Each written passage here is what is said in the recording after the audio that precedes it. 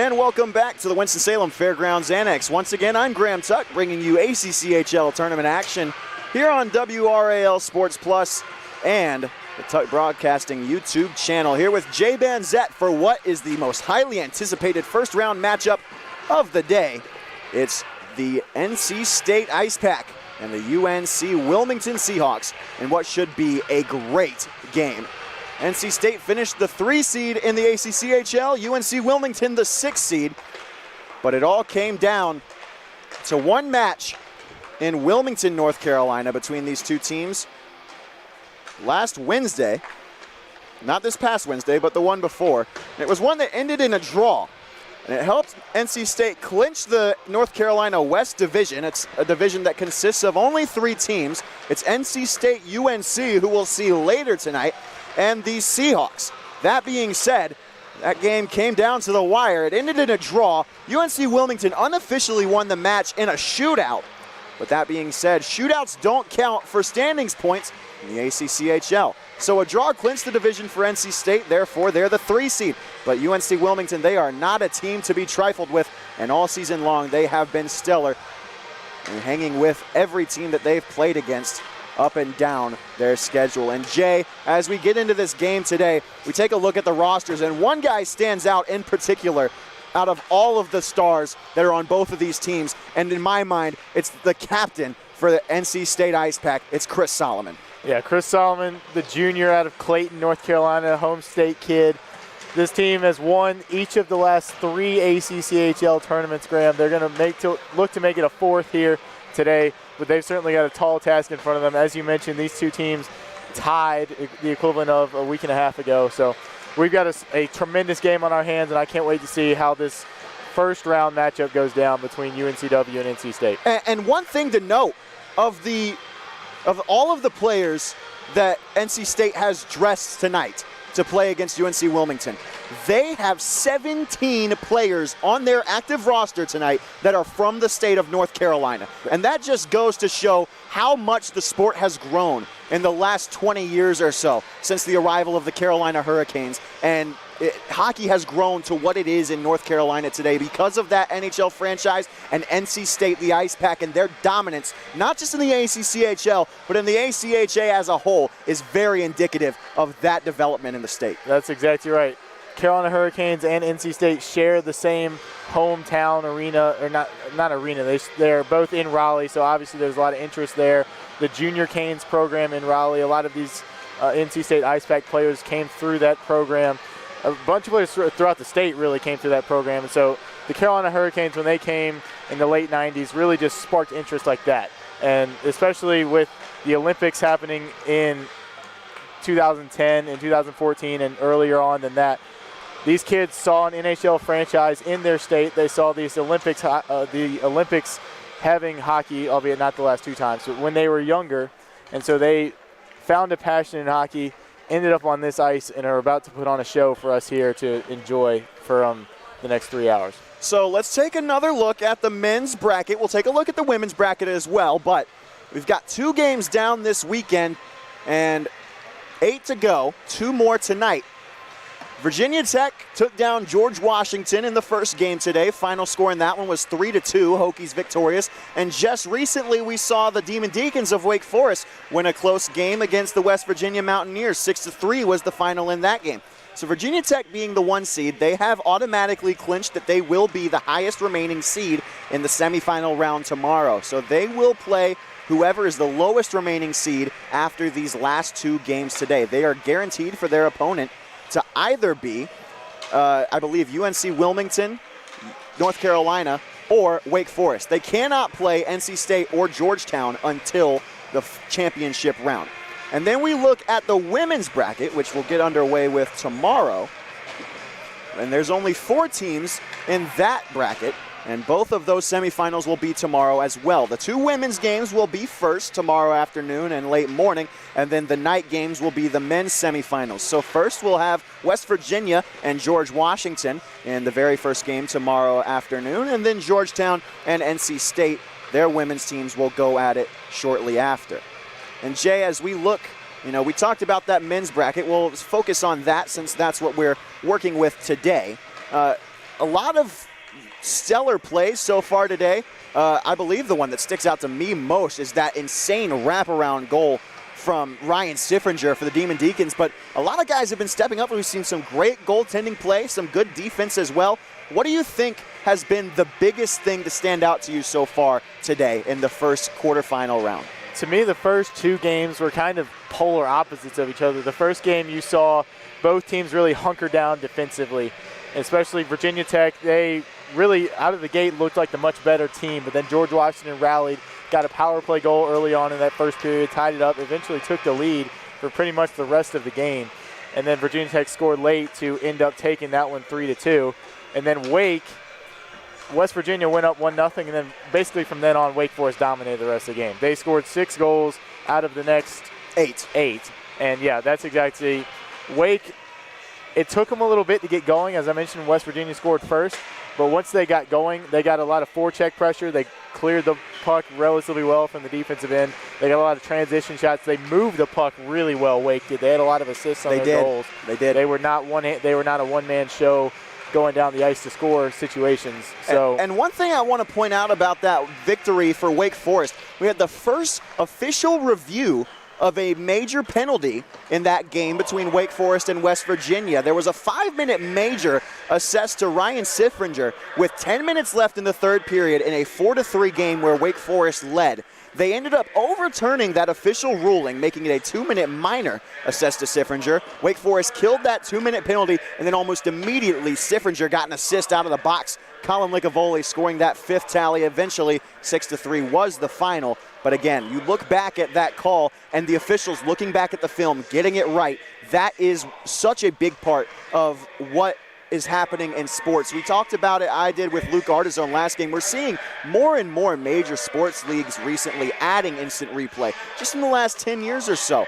The NBA, MLB, and NHL have all added coaches' challenges, and adding it to the ACCHL tournament is the next step to trickling that down to the lower levels of the sport. That's exactly right, Graham. You mentioned that penalty got reduced from a 5-minute major to a 2-minute minor, and so not only did Wake really get a more accurate call in their favor, they got an advantageous jump out of that sooner, as you mentioned, with the goal that they got immediately after that penalty ended. So that was a very just a great situation to have instant replay for. It saved an unnecessary 5-minute major penalty, and Wake got an advantageous jump out of it once they killed their penalty. And that is our pregame show here in Winston-Salem at the Fairgrounds Annex. We'll take a quick break, at least Jay Banzette and I will, and we'll take a listen to public address announcer Steve Marino as he announces the starting lineups for this game, which is sure to be a thriller between the Ice Pack and the Seahawks.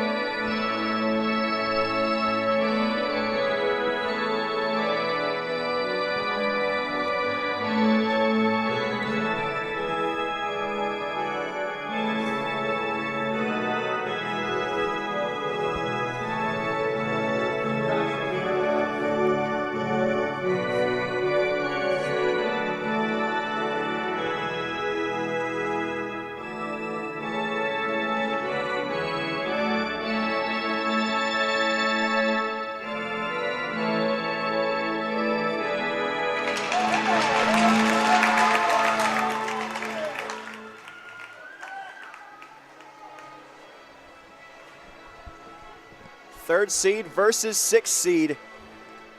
It's the Ice Pack and the Seahawks. These two teams have met twice already this season, division rivals. They played each other tight the last couple of times they played. This third time should be no different. Trip to the semifinals on the line. In the net for the Ice Pack, it's going to be freshman goaltender from Danvers, Massachusetts, Isaac Tawyer. 5 games played this season. He holds a record of 4-0, a 138 goals against average, 938 save percentage.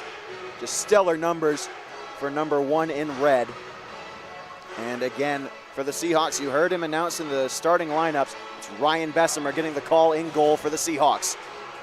This one should be a good one. Again, Graham Tuck, Jay Banzette with you the whole way. 2 games down today, 2 to go here in Winston-Salem, and we're getting ready for puck drop here. Jay, I can't wait. Yeah, Graham, this one's got a little different feel to it than the last 2 did. This is a high-level hockey game, a heavyweight fight about to go down here at the Winston-Salem Annex.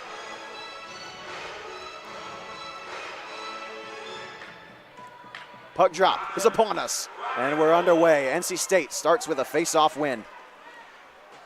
The Ice Pack look to move forward with it. They'll come away with the puck in the neutral zone. It's Riley Johnson.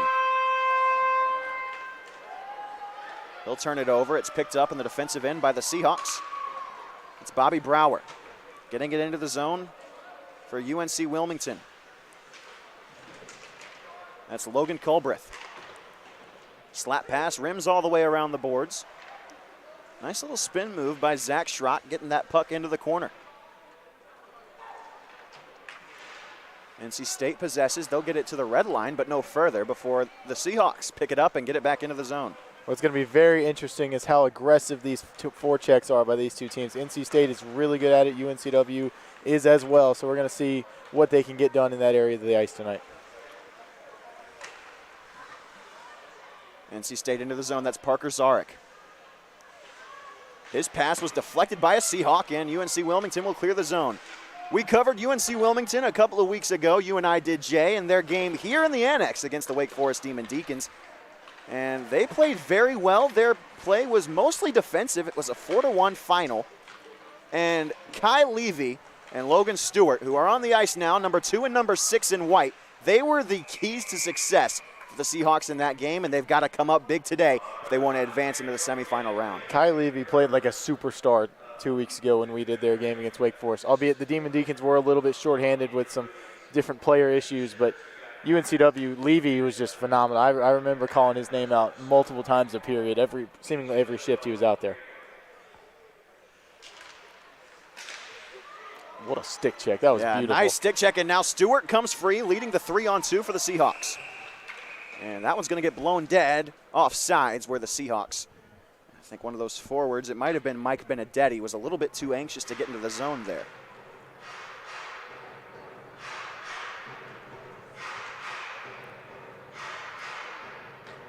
These two teams kind of sniffing each other out, even though they're so familiar. They got to figure out what's going to be successful tonight compared to a week and a half ago when they both played and tied. Stewart, one of the alternate captains for this Seahawks squad, dumps that deep.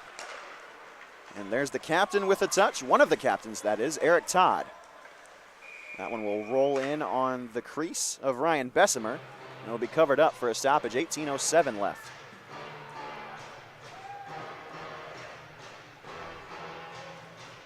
We want to remind you, as we assume that we have a new audience here, a couple of new fan bases, UNC Wilmington and NC State. New to the ACCHL tournament this year, both teams, both coaches get 1 challenge per game. Can only be challenged about a goal or no goal situation. Here's a 2-on-1, pass to the slot, and it's a bit too far behind the intended target, Logan Culbreth. There's a slap shot on, and loving that one out of the air and making the save, Isaac Tawyer. Yeah, an early opportunity there for the Seahawks to come down and get a 2-on-1 pass a little behind, still manageable. He just couldn't get the shot off because the Ice Pack defender had gotten to him by that point, but an early opportunity for the Seahawks. 17:52 left. They'll take that drop to the blocker side of Tawyer. State wins it. They'll get it out of the zone. Nice defensive play to cut off that stretch pass. Cameron Plants got in the way there. Number 7 in white. These new white uniforms are new. debuted this year by the Seahawks. Get a bit of a retro feel to him. A shot from the slot. Nice defensive play that time by Victor Hugo. Assistant captain from Arlington, Virginia for the Ice Pack, the junior. He'll play it off the boards. Finds Philip Bailey. No, not the lead singer of Earth, Wind, and Fire. Third line forward for this Ice Pack squad. Bailey takes a hit from behind. Oh, that one might have been close to a penalty, but now moving the other way. Possession fought for in the neutral zone. And falling to the ice is going to be Patrick Benvenuto. There's another hit on the boards. We've seen some physical play all day long. First 4 teams to play today have been very aggressive as well. And these two no different. Monteith gets in that play. It's going to be Hugo that sends it to the far side. There's a big hit in the neutral zone. And the guy who made the hit couldn't settle the puck on his tape. That was Bresingham. Now in the neutral zone, a turnover by UNC Wilmington. Kyle Siggins in there trying to get the puck for the Seahawks. But moving the other way with it is NC State. Kyle Levy creates a turnover. I feel like we're going to be saying that phrase a lot today. He and Stewart are the staples of this Wilmington squad.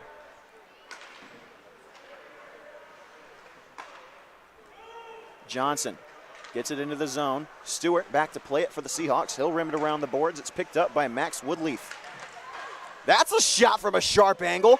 And pinned against the post. It'll find its way out behind the net.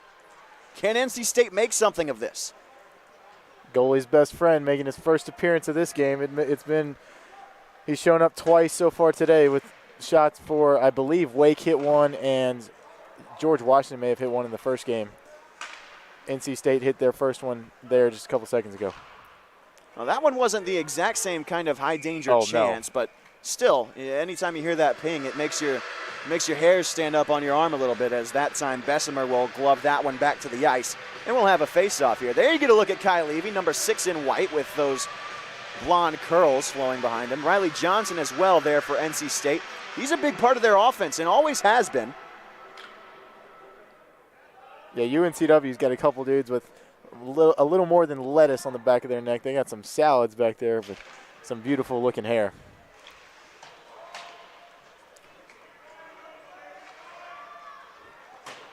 Oh, nice pass off the ball, just a little far. You talk about lettuce. I don't know that anybody will come close to what we saw with West Virginia early. I think that Alex Delaney puts everyone to shame. That's true. His hair pretty much covered up his numbers. Here comes Robinson. Oh, good save. There's a good save from Bessemer indeed. At the circles, nice little move to get by a defender. Good check on the back part of that play. High slot. Moving with it is Riley Johnson. He'll fire a shot off. That one's blocked in front. NC State still with possession. Backhand shot. Nearly kicked in by a Seahawk defender, but Bessemer able to keep that one out. Yeah, it was Garrett Areen in there centering that pass with his backhand, kind of caught everybody by surprise. Almost went in off a Seahawk skate, but Bessemer got to it before that would happen. You've seen some pretty creative offense in the last couple minutes. We've seen the pass off the board to himself by that Seahawk earlier. Didn't quite go, and then this backhand. So we're going to see who can get the first goal on the board in this game. And it might come right here. Levy, and he'll put a puck off the boards. Rebound chance off the side of the net. Nice idea from Kyle Levy. Couldn't capitalize on it, though. Zach Schrock was there filling out the lane as well. Solomon. NC State's all-time leader in points. Fires his pass off, finds Riley Johnson. Picked up by Solomon. Solomon behind the net. He'll backhand that one off the boards. Schrock can't get enough of a stick to it. Cohen puts it back into the zone. Todd. Loose puck in the slot. Levy able to bat it out. Good play there. Schrock will dump it into the opposite corner. And UNC Wilmington will get off for a line change. The old dump and change. Anytime we get a chance to watch Riley Johnson go one-on-one with Kyle Levy, it's the best of the best in the ACCHL. It's going to be a matchup to watch for sure. And dump and change game played again, this time by the Ice Pack. Benvenuto at the red line. He'll get it in.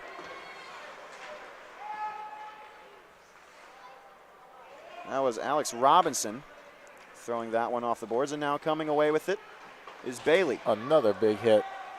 Nice little hip check that time. Cameron Trainer in the corner for the Seahawks. He can't get the puck out of that scrum. Brendan Umscheid in on the play as well. Kind of an unsung hero for this UNC Wilmington team. That puck will flutter its way back into the slot, but finally being cleared. And this one will definitely go for icing. Yeah, that was a pretty loose rebound right there. Bessemer couldn't get his glove on the first one. State just wasn't there to clean up the trash, but very opportunistic chance for them to get their first on the board. Face-off coming to the blocker side of Bessemer.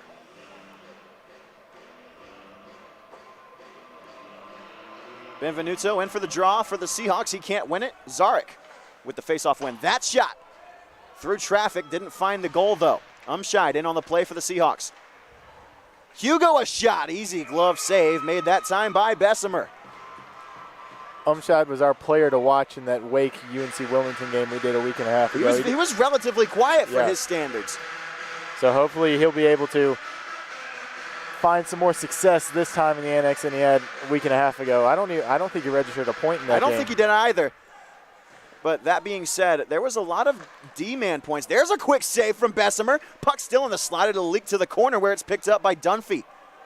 He'll dump that puck out, and that one will be on goal, so no icing.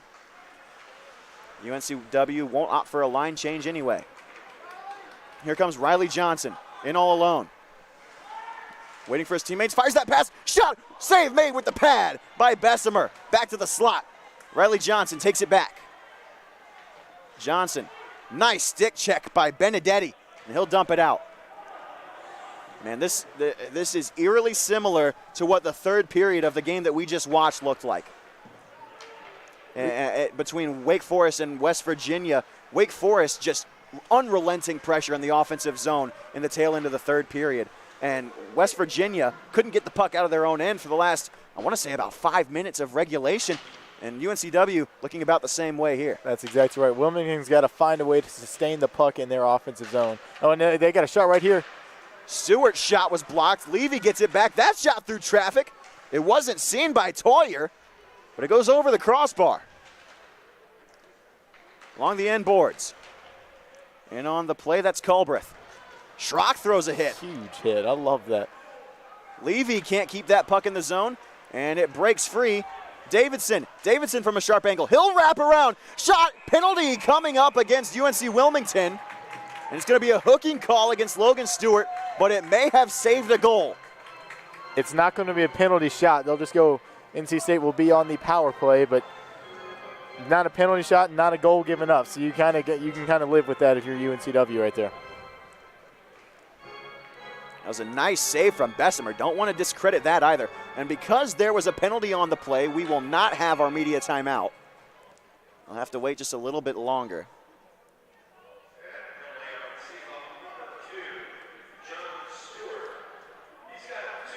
Logan Stewart in the box. And a quick shot off the face-off by RN. And that will be saved. Yeah, RN beat Tyler Dunphy right to that puck and very nearly scored right in front of him. And that should be our media timeout, but we'll wait a little bit longer. Johnson, Riley Johnson that is, gets it to Solomon, near side. Up to the blue line for Hugo, back to Johnson, Solomon, our player to watch and one of the captains for this Ice Pack team. Johnson to the doorstep, shot from a sharp angle. Oh, what a save with the shoulder by Ryan Bessemer. Holy smokes. Bessemer he's faced 11 shots on goal in less than 9 minutes of play here in this first period. He's not getting much help from his offense, but goodness gracious, he's standing tall in the goal.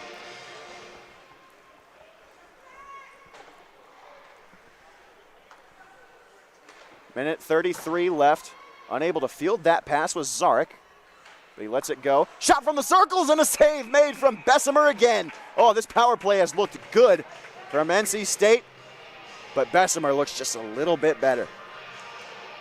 Bessemer seeing everything. You can't ask much more of your goalie when he's seeing everything, getting his glove to everything. He allowed that one rebound chance earlier that nobody was home for, but other than that, he's gotten everything down that he's wanted. Solomon passed through the legs of Culbreth, faking a slap shot, that time Hugo. He'll get it to Zarek. Hugo gets it back behind the net. REN. Hugo for Zarek. Cross ice Solomon. Johnson back to Solomon. Toe drag, tries the snipe, but it's over the crossbar. And back to get that puck is Zarek.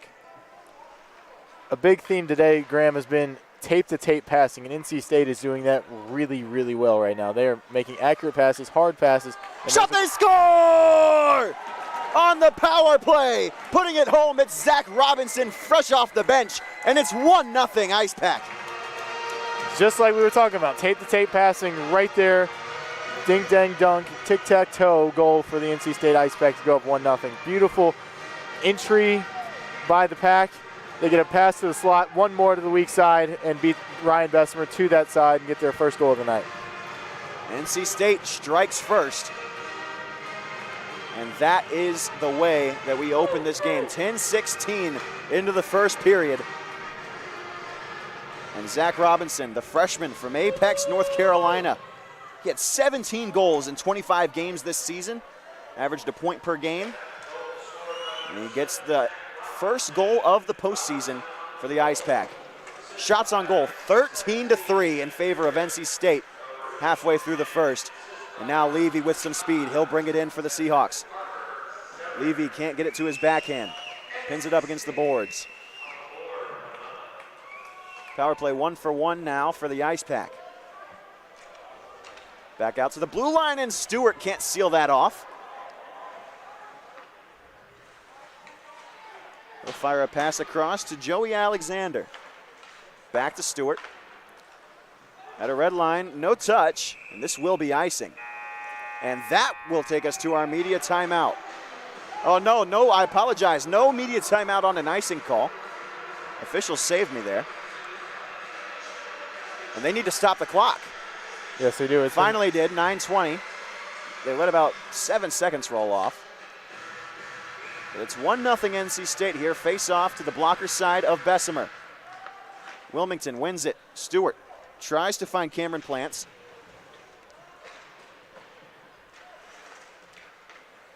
Wilmington's got to be careful. They're taking on water here in this defensive end. They've given up 13 shots on goal in less than 11 minutes of play. This could be a break with some speed, getting it into the zone. It's Caden Chips. Hasn't played a lot this season for the Seahawks, but he's on the ice now. That one can't be settled at the red line by Trainer. Aggressive forecheck for the Ice Pack here. It pays off. Defensive zone takeaway. Deflection. Pad save. Bessemer and a cover. And that finally will be our media timeout. We'll take a quick break, and that will be it.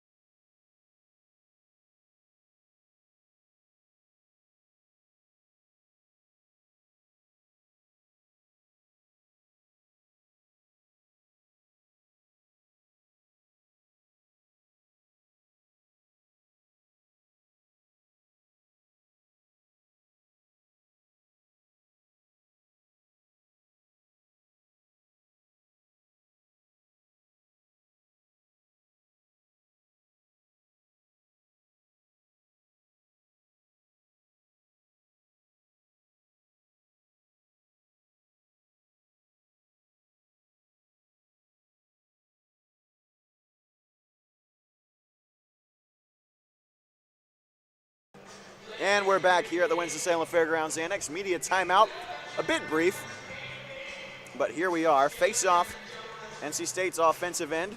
What do you know? And that will be a win for the Seahawks. They'll dump it out.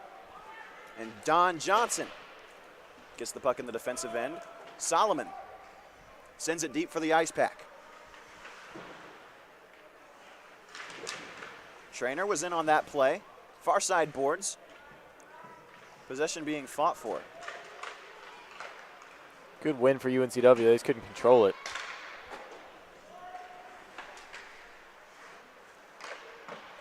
Todd gets it deep to the corner. Being bodied off by Benvenuto. 1-0 NC State. Haven't seen a lot of offensive zone time for the Seahawks so far. Johnson tried to find Miller. Todd gets it to the slot. Nobody's home. Siggins.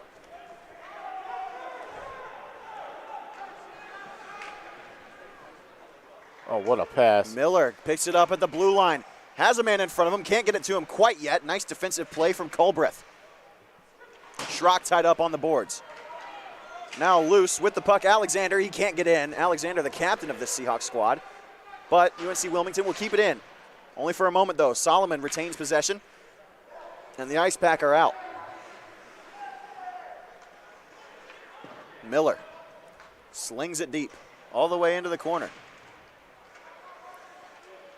It's those kind of plays that NC State is winning right now. They're dumping the puck down in deep, and their forecheck is keeping it down there for their offense to get shots on goal. They play a great style of hockey, and it is exactly what they want to do. They are having their way with the Seahawks in the early going here.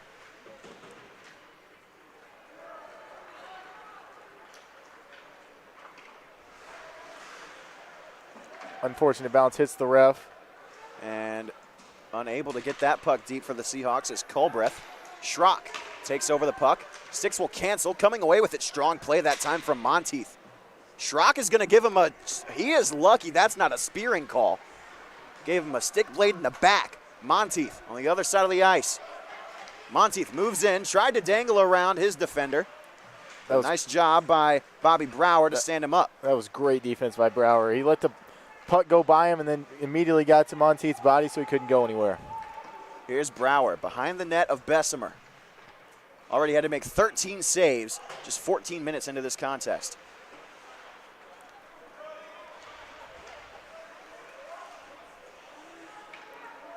In the offensive zone, it's Parker Zarek.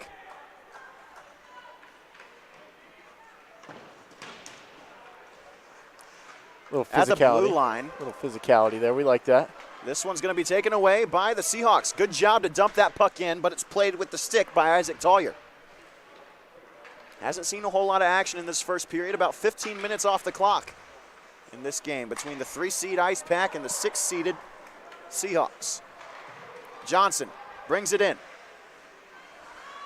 Johnson circles around. Lost in the feet of Zarek. Levy gets in, pokes it free. Picked up by Ariane. Nice stick that time by Timothy Reith III. What a name right there. Reith loses possession over there. Ariane takes it back for the Ice Pack. Stewart lost an edge. Riley Johnson with some speed. He'll circle all the way around. Sends it to the slot. Pad save. Rebound. Another save. Bessemer. Puck still in possession of the Ice Pack. Slap pass deflected by a Seahawk. And on the back door, good job by Bessemer to seal the post. Oh, what a poke check from Levy to prevent the wraparound chance. One-timer from the high slot. No good. That one's blocked. Sarek finds a window, shoots, and it's wide.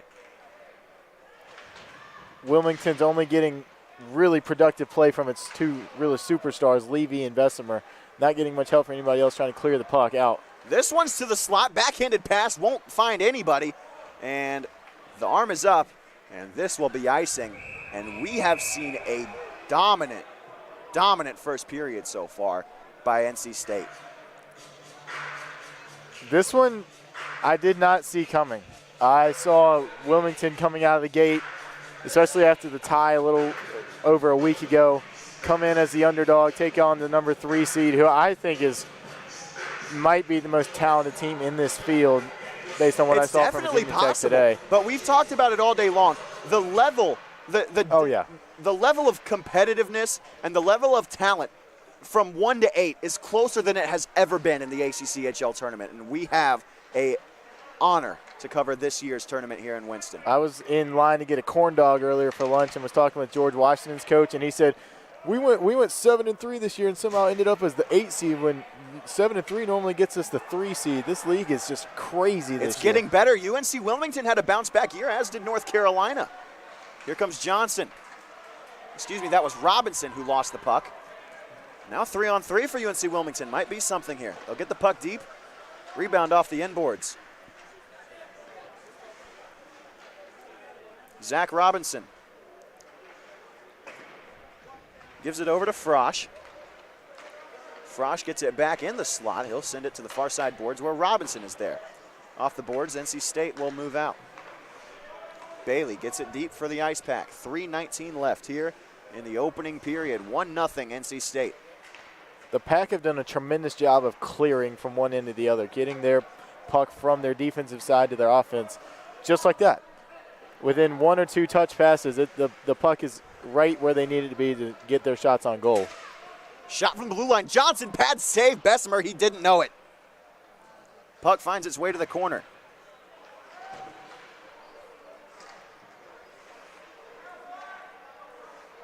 Schrock takes a hit into the corner boards.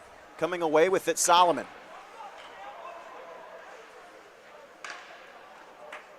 Wilmington's got to be careful here. There's a penalty coming up against the Seahawks yet again. They'll touch it up. This will be another call against the Seahawks. This one a trip. I was just about to say Wilmington's taking on water right now. They've got to regroup. They got to hope they can get out of this first period. 2:33 left, only down 1-0, but they just made that infinitely more difficult, giving the Ice Pack their second power play of the night, the first one of which they scored their goal on.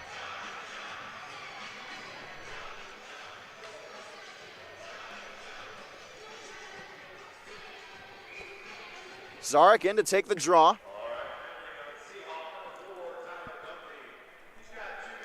Dunphy in the box, 2 minutes for tripping.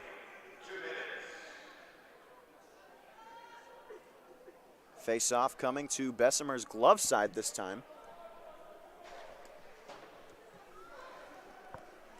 At the blue line, Hugo. Zarek. NC State power play 1-for-1 so far.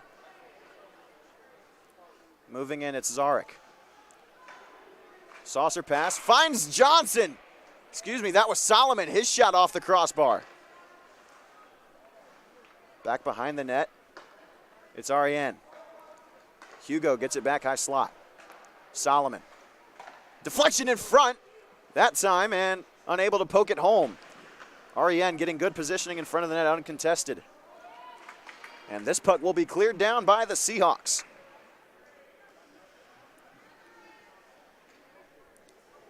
Behind the net, it's Hugo setting things up for the NC State power play. 1:10 left on it, 1:40 left in the period. Stewart, one of the penalty killers for the Seahawks, rims it around the boards. Umscheid throws a hit, and Levy can't clear the zone. Umscheid makes a nice little move, though. This puck still hasn't cleared the zone, finally does.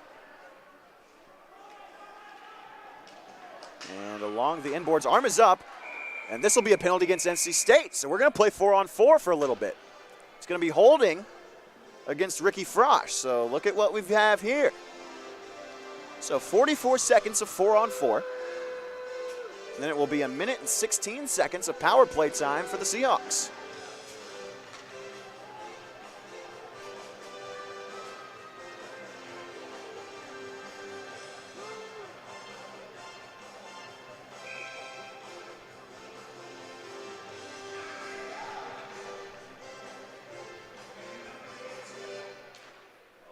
Set to take the draw, it's Alexander. He can't win it for the Seahawks. Seahawks still with only 3 shots on goal through the first 19 minutes of the game. Nice little saucer pass. It'll be picked off by the Seahawks, though. Here comes Schrock. Has Alexander with him.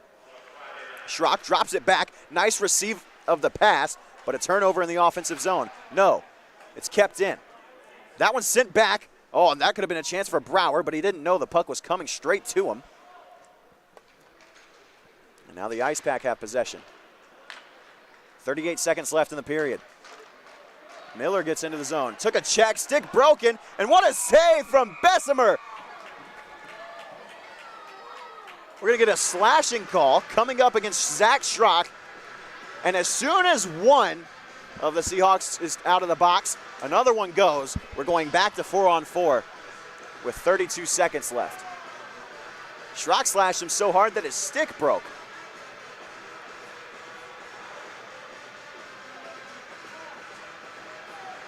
So 32 seconds left on the clock here. This 4-on-4 period will be 1:15 long.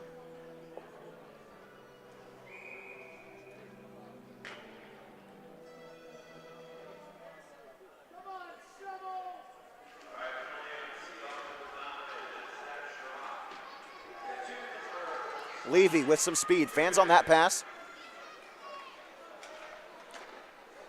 Stick save made by Tawyer.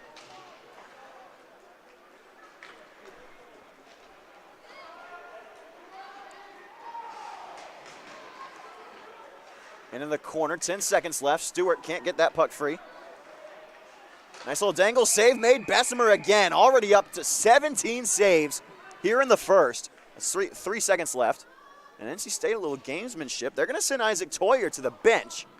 Get the extra attacker out there, try to get a set play off the faceoff.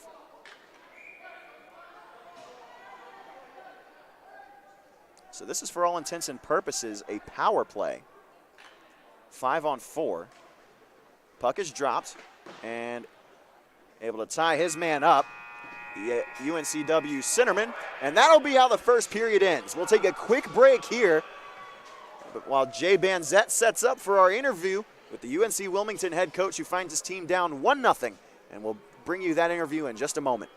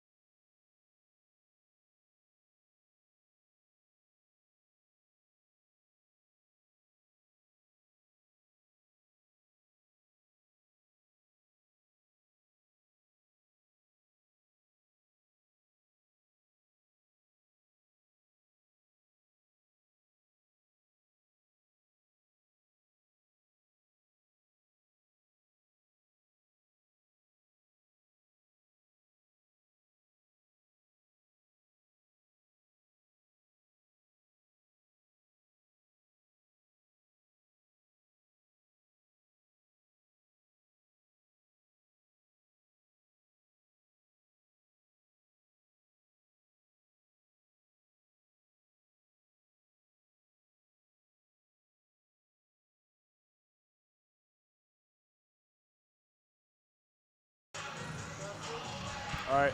I'm here, Jay Banzette, here with Assistant Coach Matt Hustis of the UNC Wilmington Seahawks.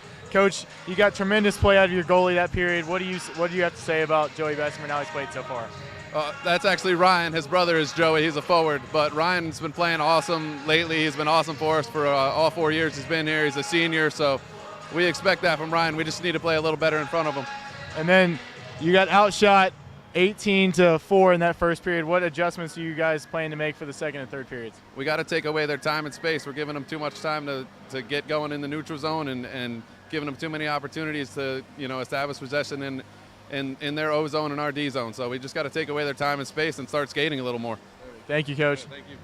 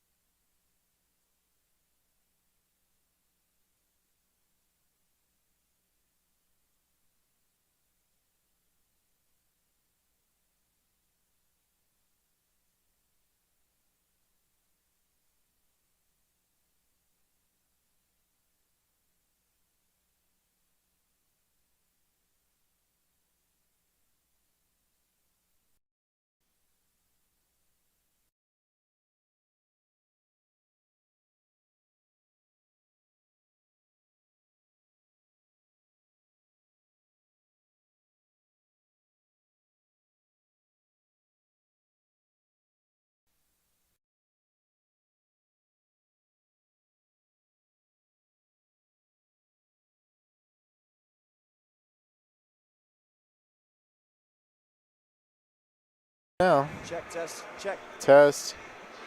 It's back.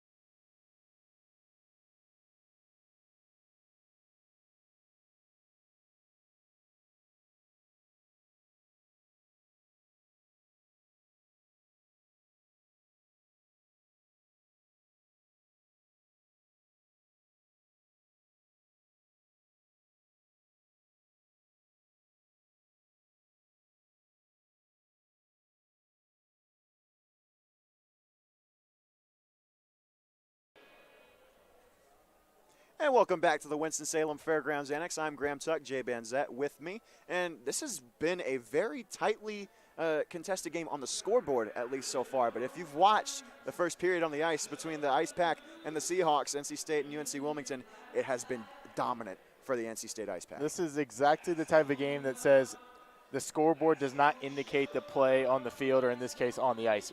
NC State, the Ice Pack, has truly dominated in pretty much every fashion of the game. Ryan Bessemer in the goal for UNC Wilmington has stood on his head all evening. It's only been one period, and he's played outstanding, and he's really the only reason this game is not at least 4 or 5-0. And the power play has looked very good for the Ice Pack so far. They've got one power play tally. It's their lone goal, and we'll see if they can get another one when we come back in the second period. We'll start the period with a 4-on-4, a little bit of 4-on-4 action, and then it'll be a power play for the Ice Pack and see if they can get another tally there. Haven't seen much of anything out of freshman goaltender Tawyer from Danvers, Massachusetts, but he's been good when he's been tested. It just hasn't been very often. UNC Wilmington with next to no offensive zone time in this first period. Yeah, he's been like a true college student. He doesn't face many tests, but the ones he faces, he passes all of them. So he's no longer in middle school anymore, taking 3 or 4 tests a week. Yeah, his defense has played really well. The forecheck for NC State has been really good. They've kept the puck in their offensive zone, and they've dominated pretty much every facet of the game.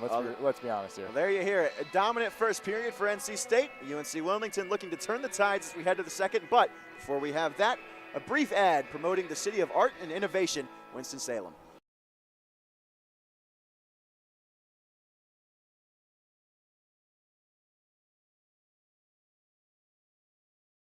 China is a city with a rich history of reinventing itself. Here you can wine and dine back in time, or raise a glass to the future. Witness history in the making, or savor the present moment. That's why you'll love visiting Winston-Salem. Our past is present, our future is bright, and our city is yours to explore. Look forward. Travel back to Winston-Salem.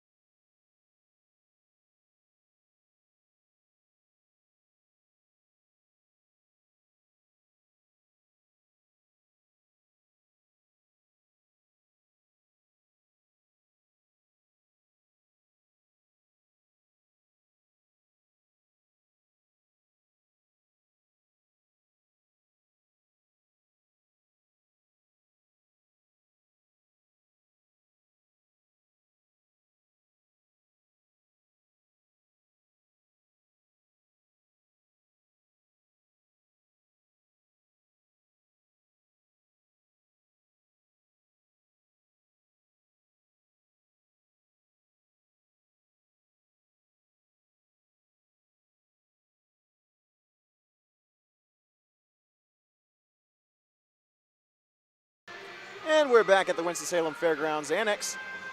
It's going to be 4-on-4 hockey between the Seahawks of UNC Wilmington and the Ice Pack of NC State to start this period out. NC State, as you heard Jay Banzette say in the intermission report, dominant, absolutely dominant performance in the first period, yet on the scoreboard they're only up 1-0, courtesy of 17 first period saves from the goaltender in white. That's Ryan Bessemer. The second period underway. 4-on-4 hockey to start this period means a little more space for individual action. You don't necessarily have to make that pass because you've got a little more space to go for yourself with the puck. So we'll see which team, if either one, takes advantage of this opportunity that'll last for 24 more seconds. And normally when you have 4-on-4 hockey, there's one team that you would imagine that it clearly benefits. That's not really the case here. Both of these teams are fully capable of taking advantage of the open ice. But they only have 10 more seconds to take advantage of that open ice before it'll be a power play for NC State. And you can hear the stick taps coming from freshman goaltender Isaac Tawyer. Here's Alex Robinson. Cross-ice pass is mishandled, and that will be brought back into the neutral zone. So 37 seconds left. The Ice Pack will get things started here on the power play. Stewart back, one of the penalty killers. He'll get it around the captain, Joey Alexander.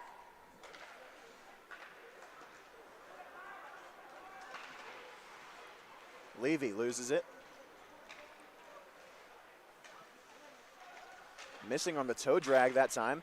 Not sure if that was a blocker save by Bessemer or not. That was a heck of a centering pass. It was, but a saucer pass on steroids. Target. Here's Hugo. His shot pad save made by Bessemer. First high action of the second period.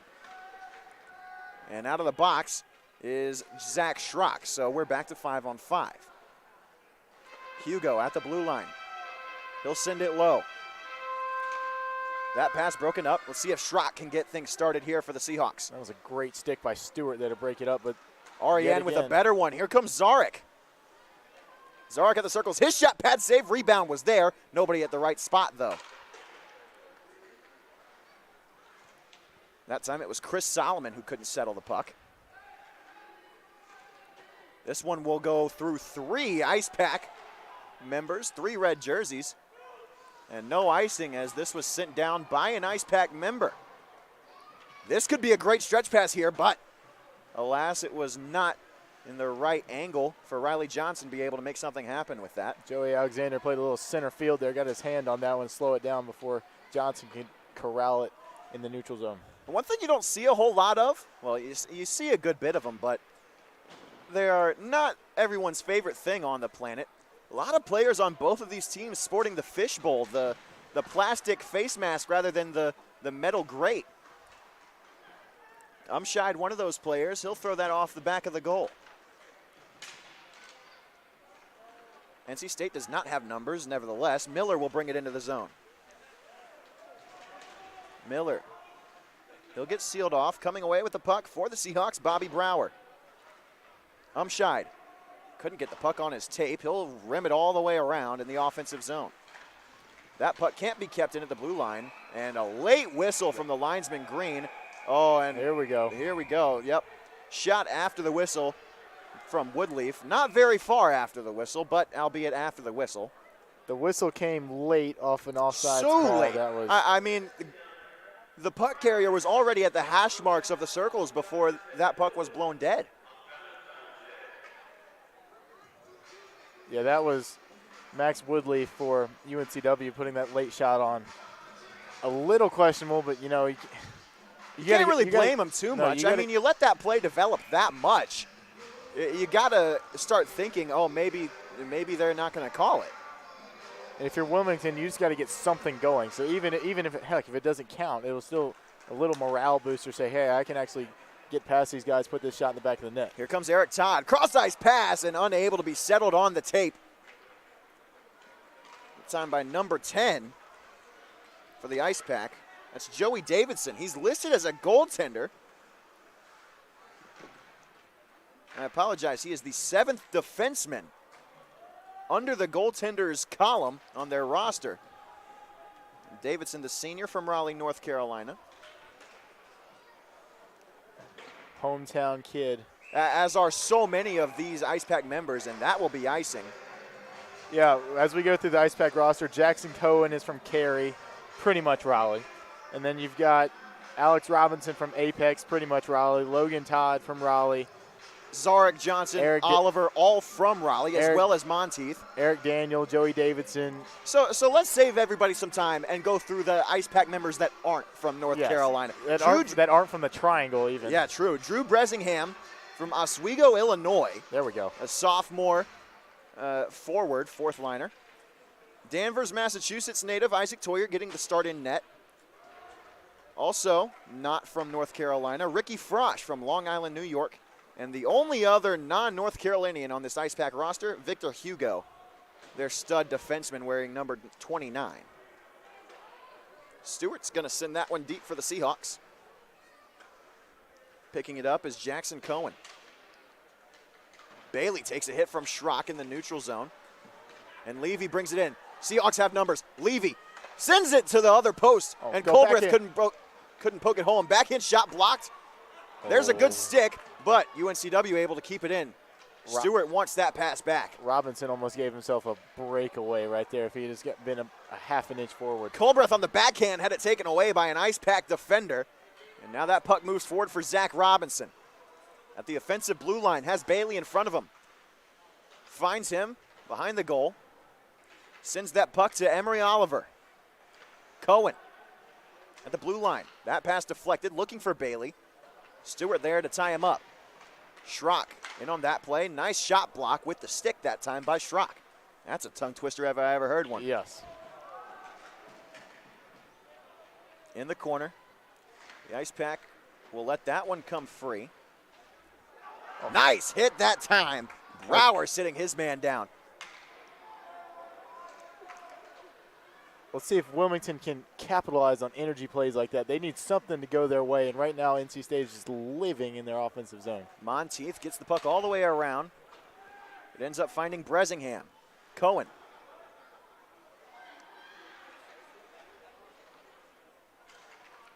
That pass caught a deflection. Schrock ends up with the puck. Tries the wraparound chance, but able to seal the post. That time was Bessemer. Now the Seahawks are out. At the red line, they'll dump it in. No icing. Bessemer, wholesale line change. Bessemer is now up to 20 saves in 26 minutes of play. Incredible. You ever seen that one episode of the Sweet Life on Deck? Yes. Where Zach goes, let's shoot for 40. Huge hit between Frosch and Patrick Benvenuto. At this rate, 40 saves might be a light estimate for Bessemer by the end of the night. Yeah, this might be one of those games. Who was it in the ACCHL a couple weeks ago that put up 60-something shots? Oh, my goodness. I didn't hear about that. Oh, Fanning on a slap shot that time. Victor Hugo. I know it involves Chicago because my Chicago friend was mad about it. I think somebody on Chicago faced 60, 66 shots in a game. So let's hope Bessemer doesn't have to see that tonight, but you never know. Oh, again, you never know. I've seen games where teams have put up 100 shots on goal in a game. Would you believe that? That's Thunderbirds hockey, baby. 33 shots a period. Yep. Absolutely right. Here comes REN into the offensive zone. There's an Ice Pack glove behind the net. Hopefully the puck doesn't hit that. It just got picked up. Yeah, that was Riley Johnson who lost it, one of the seniors. This one's going to be sent all the way down by the Seahawks. And it looked like it was going to be on goal the whole way, but it'll end up coming back to the defensive end for the Seahawks. And take a look in the top left part of your screen, and the shots on goal tells the story so far in this game. 21 for the Ice Pack, 6 for the Seahawks. And that being said, Wake Forest grossly outshot West Virginia as well. Well, and Wake also ended up winning that game 6-3. It kind of tells that story. This game has been, oh my goodness, has been almost indicative of when you get like an all-world NHL player and you put them on rookie mode. This game has just been true domination. Yet it's only 1-0. That's true. They cannot score, but they've gotten everything else right. Here comes Chris Solomon. It just looks like the Ice Pack are perennially on the power play. Even though they're not, it just looks like it. In the far corner, here comes one of the captains. Backhand shot blocked in front. Oh, what a poke check that time. Good play from Tyler Dunphy. Able to clear the zone. Gaining the red line, dumping it in. There's Zach Schrock on the far side boards. Tries to make a turn. Nice defensive play by Eric Todd to seal his man off. Alexander keeps it in the zone. Culbreth tied up. Schrock, spinning shot, can't get it off from the dot. Finally gets it on goal, and the save made by Isaac Tawyer. That'll take us to our media timeout. We'll head to break and be back after this.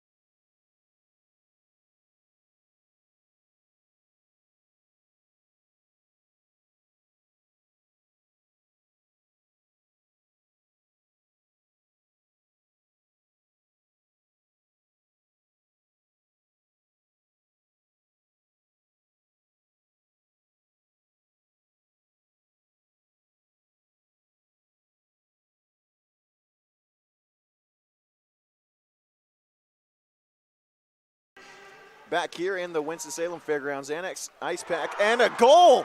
Oh my goodness, what a play off the face-off for the Seahawks. Logan Stewart absolutely picked that far corner. A snipe from one of the leaders of this Seahawks team gets them on the board, and just like that, it's 1-1 here in Winston. You saw that face-off by Umscheid right to Tawyer's left, the Seahawks right out to Stewart, who just sent that puck through traffic, trying to get something on net, something in front of the net, and lo and behold, went blocker side on Tawyer, got it to go right in the side, just tucked it right beside the pipe, not quite up high, not on the ice, right in the middle. A beautiful shot with that screen there by the Seahawks teammates, and we have a 1-1 tie in a game that has been thoroughly dominated by NC State. Well, believe it or not, the Seahawks have more shots on goal in this period so far than the Ice Pack do, despite a gross misadvantage in time of possession in favor of the Ice Pack. Absolutely. Yeah, if you were to look at this game, still even from the first period, if you were to look at this game outside of the scoreboard, you'd think NC State was just dominating on the scoreboard. And this is really the first game that's been like that so far today. Both of the games that we saw earlier were pretty evenly matched, as that one's gloved by Ryan Bessemer, and he'll hold on with 10:51 left. And the scoreboard reflected the fact that those games were evenly matched. I mean, both of those games came down to the late stages in the third period. Yeah, Wake just had to pull away late in order to seal that win. But you talk about the Virginia Tech George Washington game. That game was close the entire time. I think Virginia Tech scored in the last 4 or 5 minutes to go and take their 3-2 lead. There's a deflection by an Ice Pack member out in front. Couldn't get a number on that one. Looked like it might have been Monteith. What a play by Kai Levy. Oh, my goodness. Oh, and a better play that time to clear the zone from Woodleaf. Now Woodleaf is free. It's a one-on-one. Toe drag lost the puck. And now the Ice Pack the other way. Pace picking up a bit. Here comes Eric Todd. Sends it in front for Solomon. Can't get it on goal. Solomon tied up. Drop pass. Finds Alex Robinson. One of the seniors. Robinson's shot off the side of the net. Pass to himself off the back of the net. That one is from Matt Miller to Matt Miller. Big hit from Woodleaf. Here comes Solomon. Shot blocked in front. Todd and Levy were tied up. Yeah, Stewart. You see Todd just camping right in front of the goal and set that screen so Bessemer can't see the shots coming from the outside. Stretch pass for Benedetti. For the Seahawks, he'll get it into the zone. It's turned over. Halfway gone is this game, as well as the second period. Nice pass, finding Schrock. This is a 2-on-2. Schrock shot, save! And it just misses the corner. Schrock a hit from behind and a nice one. Very clean into the boards. Schrock's going to get tied up behind the play. This will definitely result in a penalty. And who it's going to be on, I'm not sure. This should be coincidentals, but it's only going to be Schrock, I believe. See, that's. Are they going to get both? I think this is just Schrock because the other man in that scrum was Jackson Cohen. That's true. And Schrock is the only one going to the box. So he finds himself getting his team into another shorthanded opportunity against this dangerous, almost lethal NC State power play. But I say that, the power play is only 1 for 3 tonight. That's true. Wilmington has given the Ice Pack numerous opportunities on the power play. And as you mentioned, they got the first one to go up 1-0. Then the last two have stalled. They've put shots on net. They just haven't been able to beat Bessemer since that first goal.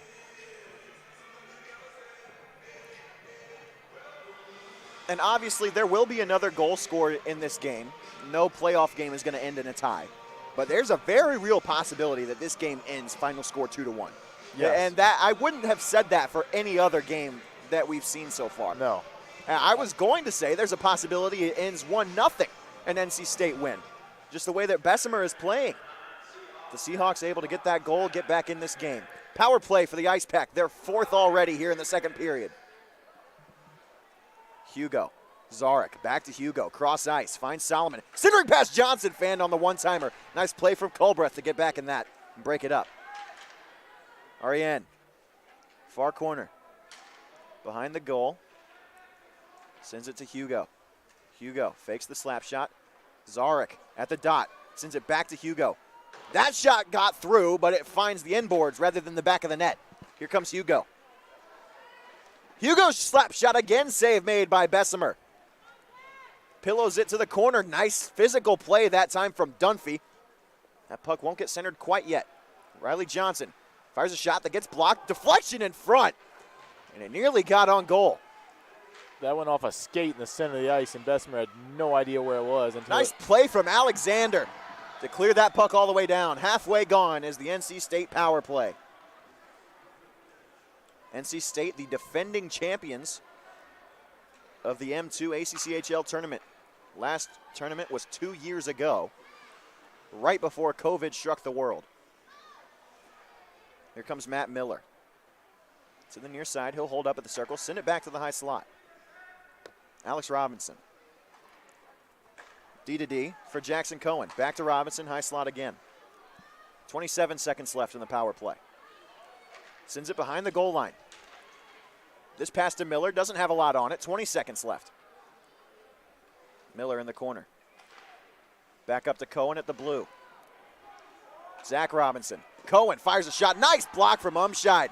8 seconds left. Bessemer had to hit the ice. That's a shot looking for a deflection. Got it from Miller. Wasn't on goal. Out of the box is Schrock. UNC Wilmington's penalty kill is 3 for 4. Miller. That shot, they score! Oh, what a snipe!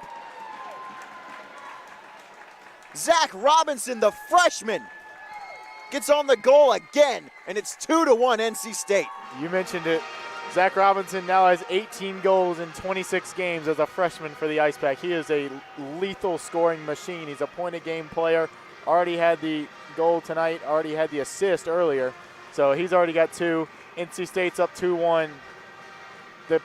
You run into trouble, especially when your penalty kill ends, like the Seahawks did there, and you're trying to get your man from the box, from the penalty box to your substitution box, and you're just kind of lackadaisical. You're wondering, when is your guy going to get in? And that's exactly when Robinson took advantage. UNCW relaxed just a little bit, let him get his hands free, and he picked that far corner. And pick it he did. What a shot that was. Quickly, here comes Monteith, nice defensive play. Oh, what a diving check that time. Oh my goodness, Cameron Traynor putting his body on the line to break up that chance. Can you tell this is playoff hockey? 6:44 left in the second. Scrum behind the net of the Seahawks. Physicality picking up a little bit here along with the pace. Puck squirts free. It'll be kept in. No, it won't. This puck leaks through. Nice play that time by Woodleaf. Woodleaf hasn't gotten a lot of playing time in the UNC Wilmington games that I've covered. That goes back to December against High Point University and then earlier this month against Wake Forest. But he's putting in quality time on ice tonight. There's Schrock on the far side boards. He'll sling it across. It'll be picked up by Brower.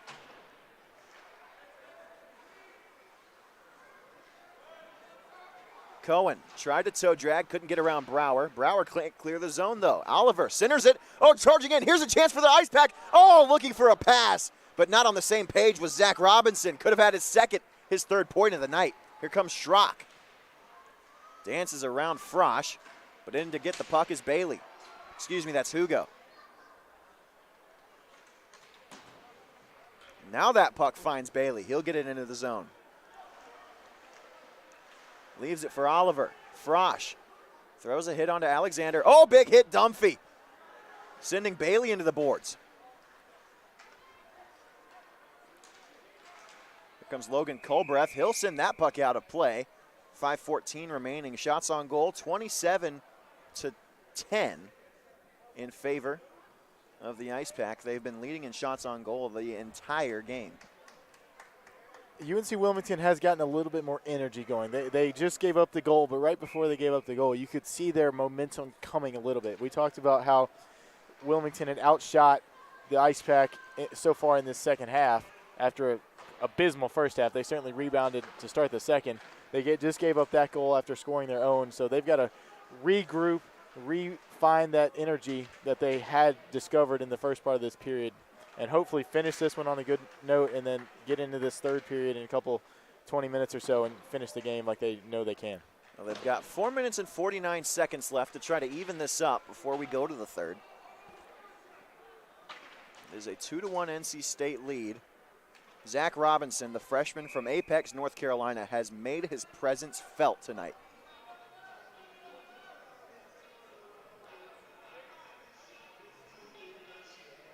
This faceoff will come to the blocker side of Bessemer. There you get a look at Victor Hugo.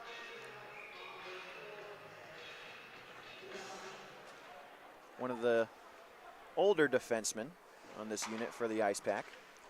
They have 2 seniors and 2 juniors, 2 sophomores and a freshman. Logan Todd, the only freshman defenseman. Joey Davidson and Alex Robinson, the 2 seniors. Ricky Frosch and Victor Hugo, the 2 juniors, and then Don Johnson and Jackson Cohen rounding out the defensive group. There's Frosch and Hugo going off the ice, and that face-off won by Zarek. Todd.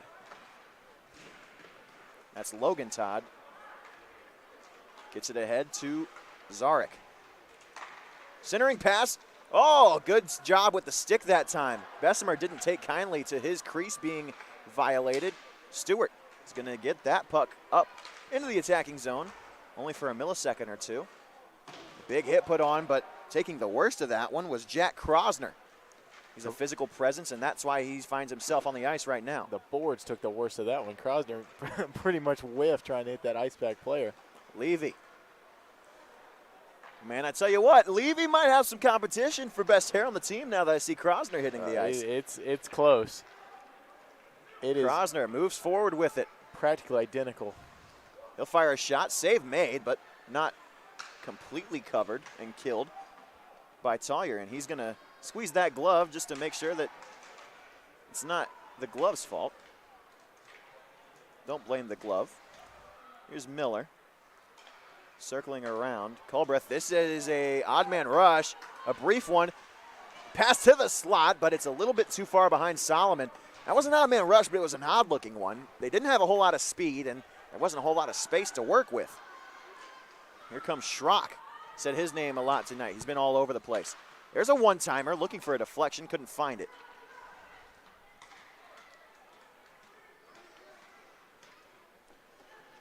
Backhanded shot from Miller.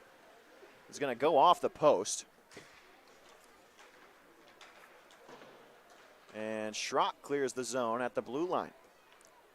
But he throws it right to Alex Robinson, who's going to throw a backhanded pass to Jackson Cohen. Eric Todd.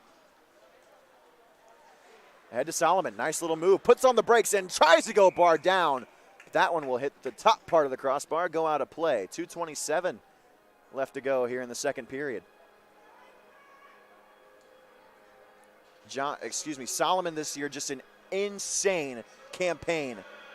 Chris Solomon, junior captain, forward for the Ice Pack from Clayton, North Carolina. 25 games played, 32 goals, 23 assists, good for 55 points through 25 games. That is astounding. Oh, here's the turnover. Moving with it is Siggins. This is a 2-on-1. Has Umscheid. Siggins fires a shot. Blocker save made by Tawyer. And no rebound given up to Umscheid. There's a 2-on-2 the other way. Centering pass on the backhand. Nice shot. They score! On a little bit of extracurriculars after the play. But in there to get the insurance goal is Monteith. Charles Monteith, the freshman from Raleigh, North Carolina, gets his 9th goal of the season. And it's 3-1 Ice Pack.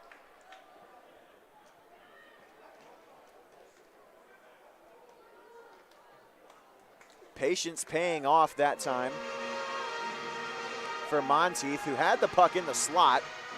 Just waited for Bessemer to bite on that fake and made him pay for it.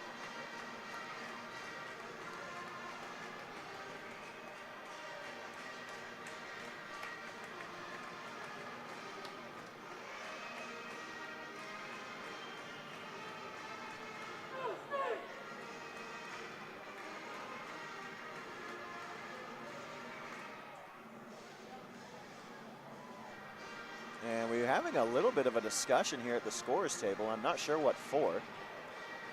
And we're going to take a quick break, I believe, for a replay review. We'll be right back.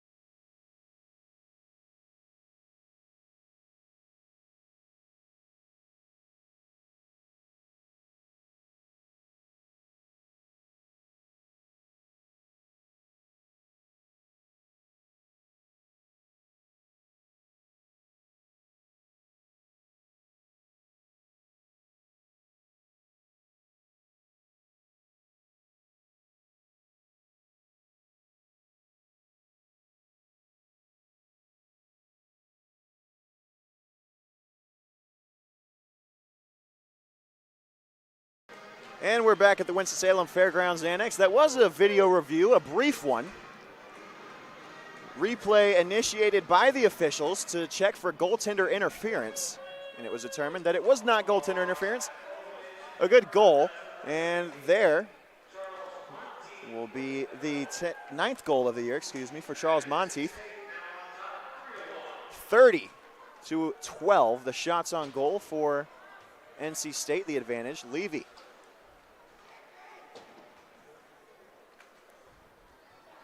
Levy gets it back in the offensive zone. Took a little bit of a slash, no call. That puck will trickle its way to the slot where Stewart will field it at the red line after it got cleared out.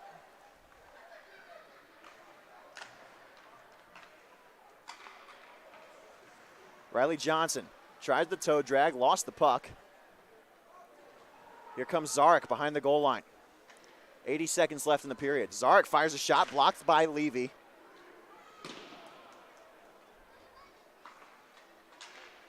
That's a centering pass, unable to get it on the tape. That time was Garrett Ariane.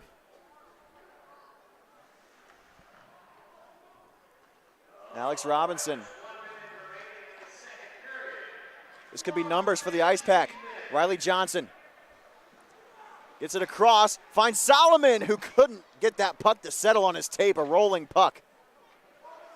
He'll circle back, fires a pass across. The Ice Pack will do a partial line change.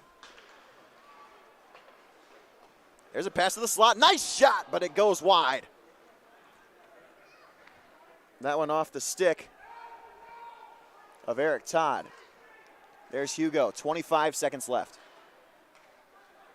Hugo moves in. Gets it to the slot. That deflection goes off the side of the net, and Bessemer will cover it up with his blocker side hand. 15 ticks left here in the second period. UNC Wilmington briefly tied this game up at 1 after trailing 1-0 heading into the break. And then 2 unanswered since then have given the Ice Pack a 3-1 lead.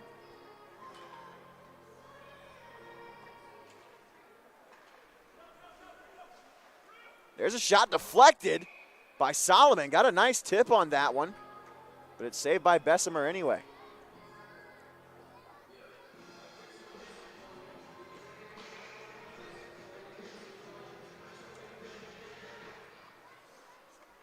There's Robinson, Alex Robinson. Gets it to Miller. Nice stick check that time by Umscheid. Can Siggins clear? He can. And that will be how the second period comes to a close. 3 goals in this period compared to just 1 in the first. 2 of them going to NC State, and they find themselves ahead by 2 as we go to the third. 3-1. We'll be back in just a moment with Jay Banzette, the head coach of the NC State Wolfpack.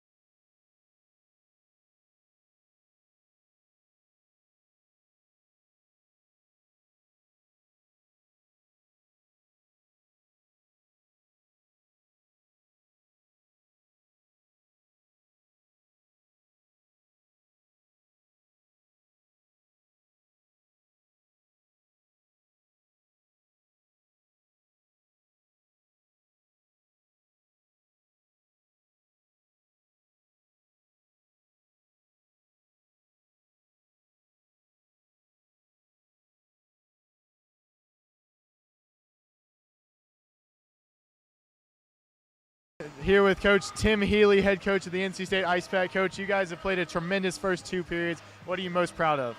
I love our forecheck. I think we're getting the puck, and it's a possession forecheck. So we're carrying it on deep. We're not just dumping it in. We're possessing it down low, and that's really wearing them. And I'm also really happy that we've played discipline. They've taken some undisciplined penalties. They're getting frustrated, and we've stayed out of it by and large. You're up 3-1 after 2 periods. How do you make sure your guys finish out the game the way you want them to? Just all gas, no break until the end, right? Like 20 more minutes. We took our foot off the throttle a little bit, and they got one, and so lesson learned. So we just need to send out 20 hard more minutes. At some point, Wilmington is going to fall, right? Like they've taken a lot of body blows, zone time. You look at the shots. The floodgates will open if we keep on the hard forecheck. If we don't, they have some guys that can score on a counter. Thanks, Coach. All right, thank you. Thanks.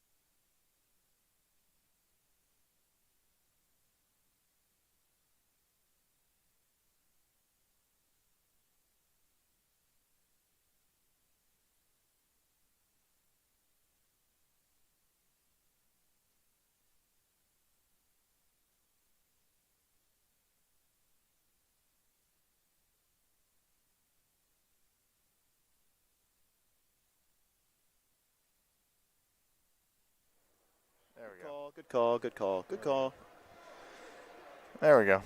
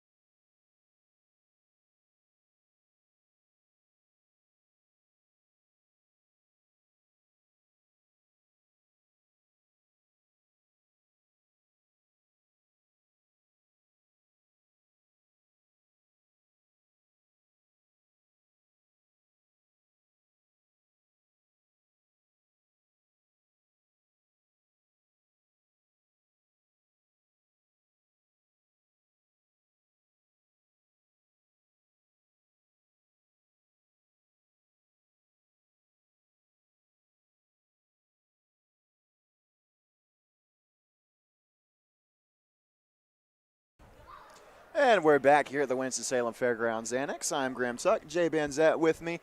This has been a pretty good game so far between the UNC Wilmington Seahawks and the NC State Ice Pack, but after 2 periods, it's the Ice Pack on top, 3-1. Jay, what did you see after UNC Wilmington tied it up at 1 that made the difference in UNC Wilmington having to fight back from a 2-goal deficit as we head to the third? As we heard Coach Healy say in that post-period interview that I conducted with him down there, UNC Wilmington started the period off really well, but then NC State really just regained the same control that they had in the first period. He said they just gave up the little slack, and UNC Wilmington rightfully took advantage of it, but then the NC State just pulled it right back in, controlled pretty much the rest of the period, got another goal on the board for themselves, and now up 3-1 after 2. And it's been a dominant day so far for the freshman forward, Zach Robinson. He has been very, very strong offensively. He's going to be a big part of their effort in the third period as they look to hold this 2-goal lead. Who else are you looking to as this game gets into the third? You always got to keep an eye on Chris Solomon, the captain forward for them. He's got 55 points in 25 games. It's insane. 55 a goal and an points. assist per game. 55 points in 25 games. So always got to keep an eye out for him. Really, their whole entire first line can get after it in any way they want to. And they've got a terrific goalie. He hasn't played a ton this year, but when he has, he's been really good. 938 save percentage. So that anytime you see a number that high, it just pops off the start. Yes, even in a 1-game sample size. And he's got 4 under his belt. This will be 5. He's given up 1 through 2 periods. He's played really well. Isaac Tawyer, player to watch heading into the third for the Ice Pack. It's been a dominant performance so far. 3-1 lead for the Ice Pack. And we'll be back with the third period after this.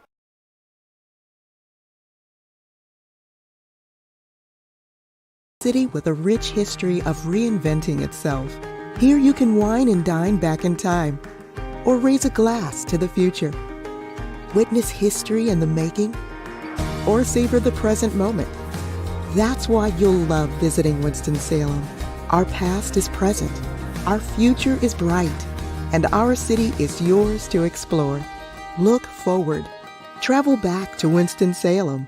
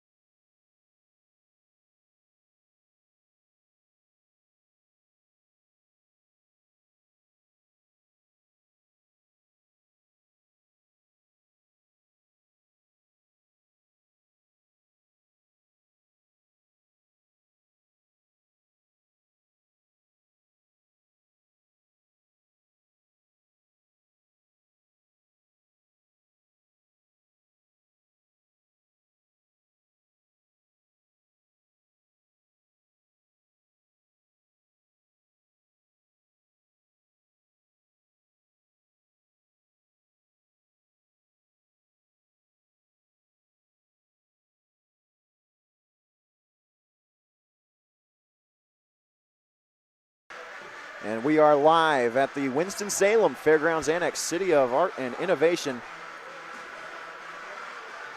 It's a 3-1 lead for the team from the City of Oaks in Raleigh, North Carolina. It's the Ice Pack up 3-1 on the UNC Wilmington, that is, Seahawks. They have dominated all game. Shots on goal, 32-13. Ice Pack lead in that department. Ryan Bessemer has done everything he can to hold down the fort in goal for the Seahawks. Isaac Tawyer, the freshman netminder for the Ice Pack, hasn't had to do much of anything tonight, but he's been good when tested. And we're underway here in the third. I'm wondering how aggressive UNC Wilmington's going to be on the forecheck here in this third period. They've gotten after it a little bit, but being down 2 goals here, really not getting too many offensive chances. You may see maybe even like a 3-2 press come out of there for the Seahawks as they try to amp up this pressure and really speed this game up. Well, there's Dunphy with a quick backhanded shot. Stick save made by Tawyer. Nice offensive zone time to start the period for the Seahawks. Trying to get that puck behind the net. That time was Brower, but it was broken up by Hugo. That shot, save made, deflection, rebound, rushing in, a shot. Fanned on by Trainer, and now the Ice Pack the other way. Here's a little forecheck action. UNCW just quietly send it back there, but now they'll take the puck. Dump it in and for a change.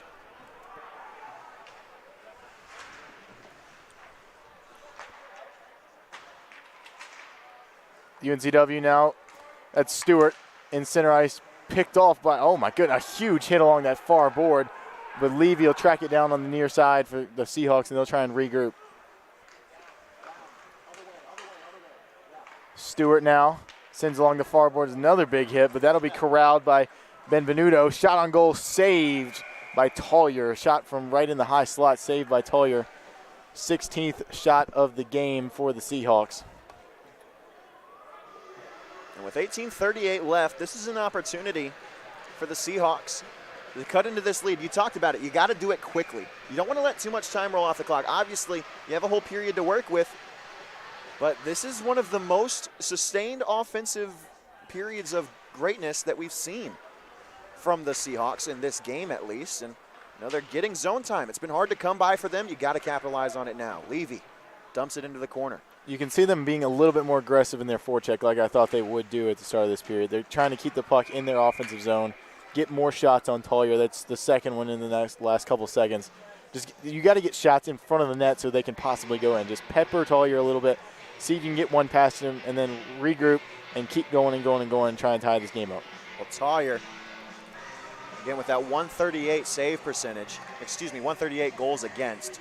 Wow, 138 save percentage would be horrific. 138 goals against, 938. I don't think he'd be on the team if he had a 138 save percentage. If it would be in the Ice Pack, no. He'd be up here calling games with us. That's a lacrosse save percentage, and a bad one, too. That's an atrocious lacrosse save. Off the post! Oh, my goodness, off the face-off. Shot off the post, hit the skate of Tawyer, and nearly trickled in. Oh, my goodness, no puck luck for the Seahawks. Diving play by Culbreth to break up a chance the other way for the Ice Pack. That puck went off the pipe and then almost bounced in off the back of Tawyer's skate into the net for the Seahawks. Just went wide off Tawyer's left side. Two Here comes unlucky Zach bounces. Robinson. Arm is up. This is offsides. Now moving with it is Plants. Cameron Plants slaps it into the zone. Save made with the pillows. That time by Isaac Tawyer.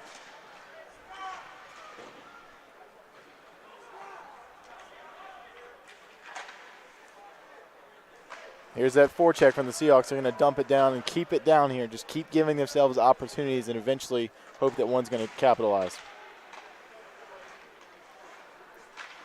Trainer keeps it in the zone momentarily.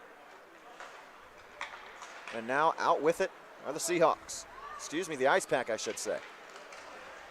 Nice save with the glove that time from Bessemer. He flashed it a little bit too. What a tremendous save.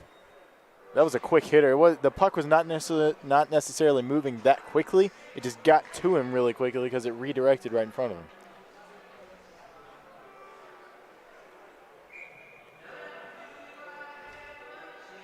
And I thought we might have a replay review of that last play where the pipe was hit for UNC Wilmington. We might take a look at it in a second. We'll keep you posted on that.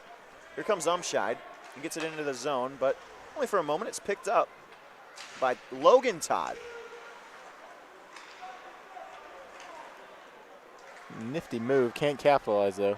That's a centering pass, but it's picked off that time by Brower. He's been all over the place. Him and Schrock both have been ubiquitous for the Seahawks. Oh, yeah. Schrock, Levy, Stewart, they've got a really good defense. They've just got to get more action, and they've gotten it so far in this third period, but it was just lacking the first two from these forwards. Yeah, their forwards have not been on their best game. I've seen them at their best. They could put up goals in a hurry. But I believe it's not out of the realm of possibility to say that, simply put, this Ice Pack team is just a better group of skaters, in my opinion. Yes. And they have the speed that UNC Wilmington is lacking. Oh, there's a hit. What they lack in speed, they make up for in physicality. Brower. Oh, the arm is up, though. He's going to take a penalty for that. Or maybe not. No, this is coming up against the Ice Pack. This was an Ice Pack penalty for throwing Brower's stick across the ice. And you can't shoot the stick. So Monteith, it's holding against Monteith. So there were probably a myriad of things you could have called him for there. Freshman from Raleigh. He has a goal in this game. It was reviewed for goaltender interference. Held as a good goal. So now a power play for the Seahawks. See if they can make anything of it. They've drawn closer to even in the shots on goal department. Here's Alexander. He'll slide it across to Stewart, who sends it back to Alexander. Oh, fans on that pass. Off the boards. Finds Trainer. And Stewart will restart the breakout. Off the inboards. Finds Alexander. Pass up for Schrock. His pass intercepted. Levy charging in, though. Makes a good play. Leave it to Levy to make a play. Now here comes Stewart. Sends it to the dot. Shot save made with the glove by Tawyer. Schrock got a really good look there off that centering pass. The pass off to the wing, Schrock almost buried that, but hit Tawyer pretty much right in the pads. I think he got that one. I couldn't tell if that was Schrock or Trainer that shot that puck. One way or the other, it was a very, very strong chance. This is the chance that UNC Wilmington has been looking for. They have decreased the difference in shots on goal from 21-3 to 33-20. So it is still a far cry from even, but certainly much closer recently. What a nifty move back there from Brower. My goodness, he gets it ahead. Umscheid. Turnover, Hugo. Umscheid has not looked like himself the last couple of games for the Seahawks, and it is showing on the ice. Here's Oliver. Shorthanded, has a chance for the Ice Pack. They'll let this puck leave the zone and then sent back in. Here's Dunphy at the red line. He'll shoot it in. Blocker save made that time.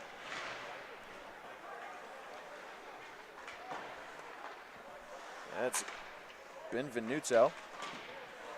Here's a Dunphy slap shot. That one goes wide, kept in by Brower. Yeah, they've got Culber sitting right in the front of the goal, setting that screen. Hopefully they can get one past him and make this game 3-2. And I like that net front position from Culbreth, but you just got to find a way to get the puck to him in that situation. That's exactly right. You either got to get it past him or give him a chance to redirect it right in front of Tawyer so Tawyer cannot get his glove to it. That's Culbreth, who will find Brower. 9 seconds left on the power play. This puck is dumped in, and the stick tap's coming from Bessemer.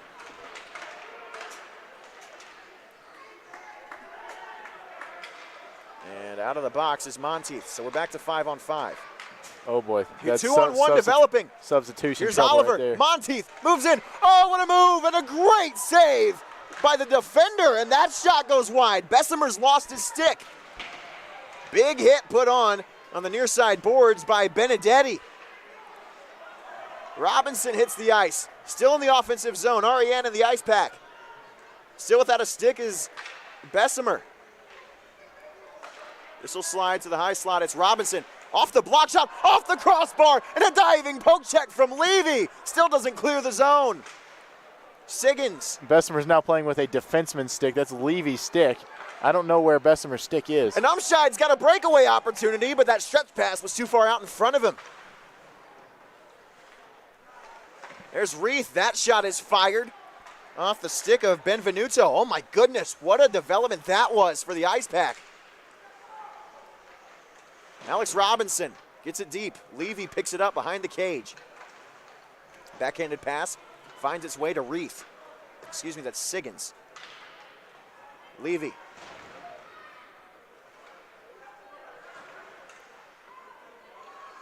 Levy picks it back up after that scrum in the corner boards. Levy's exhausted. He's going to go get a change right now. And Benvenuto will fire that one in. It's a stick save and an easy one made by Tawyer. That's a penalty coming up against the Seahawks. Schrock's going to go to the box. Stewart touches up. And it's going to be a hooking minor coming up against Zach Schrock. Yeah, he hooked Zarek right there, right in front of the near boards, just a few feet from us, and he is obviously not happy about that one. Hello. And so it'll be another power play chance.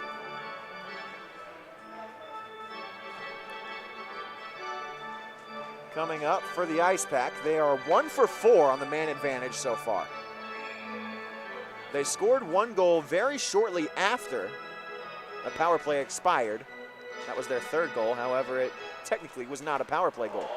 Nice poke check. Hello. Oh, it's a shorthanded breakaway. Culbreth, and all alone. He shoots, save made by Tawyer. I tell you what, Matt Miller made one heck of a defensive recovery. He didn't actually affect that shot, but he got back and did not allow Culbreth to go from his right to left and switch sides on Tawyer. And take up more space. You're absolutely right. When you have that full ice to work with, it's a lot different than when you can only use the right half. There's a shot from Miller off of that great back check, trying to pick a corner, couldn't do so. Nice There's hit a big there, hit. too. The corner put on by who else? It's Brower again. This puck is going to go all the way down. That's a blocker save made into the netting by Tawyer. And I'm not sure why this isn't our media timeout. Should be. I guess we're just not taking timeouts when we don't feel like it.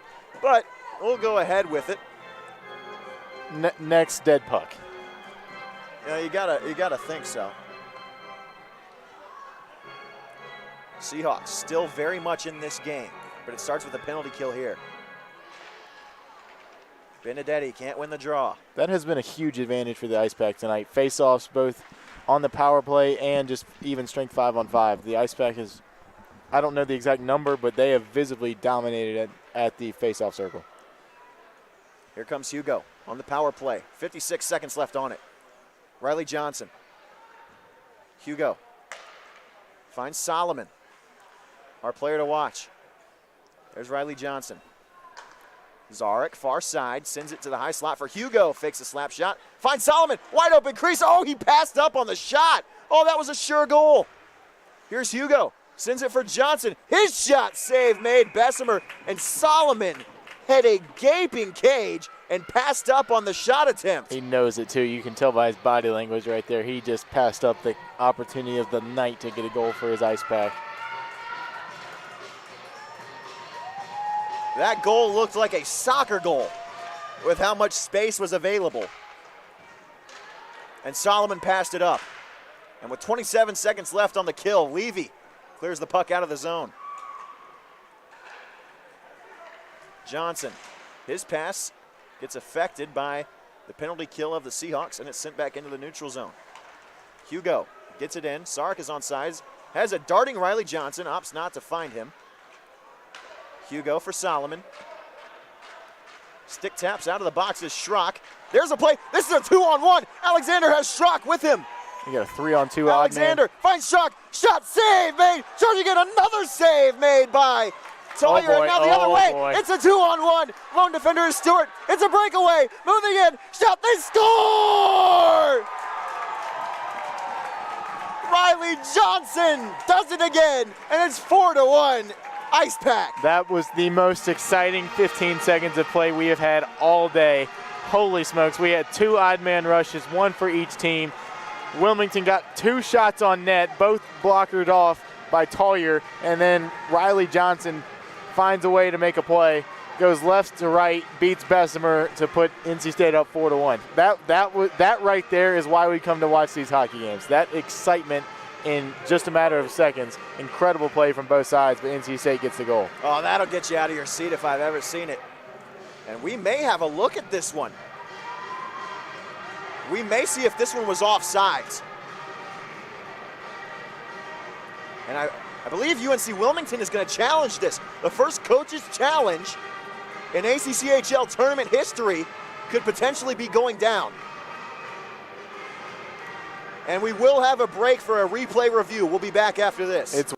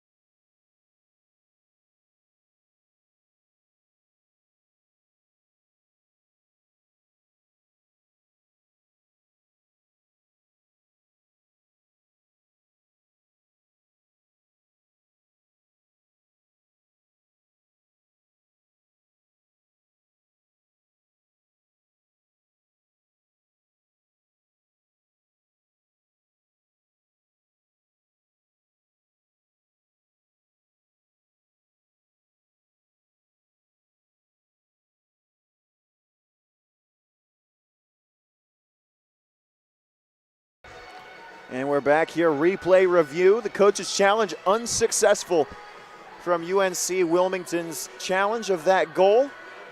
Is a good goal on the ice, call on the ice confirmed. And the first coach's challenge in ACCHL tournament history does not go in the way of the Seahawks.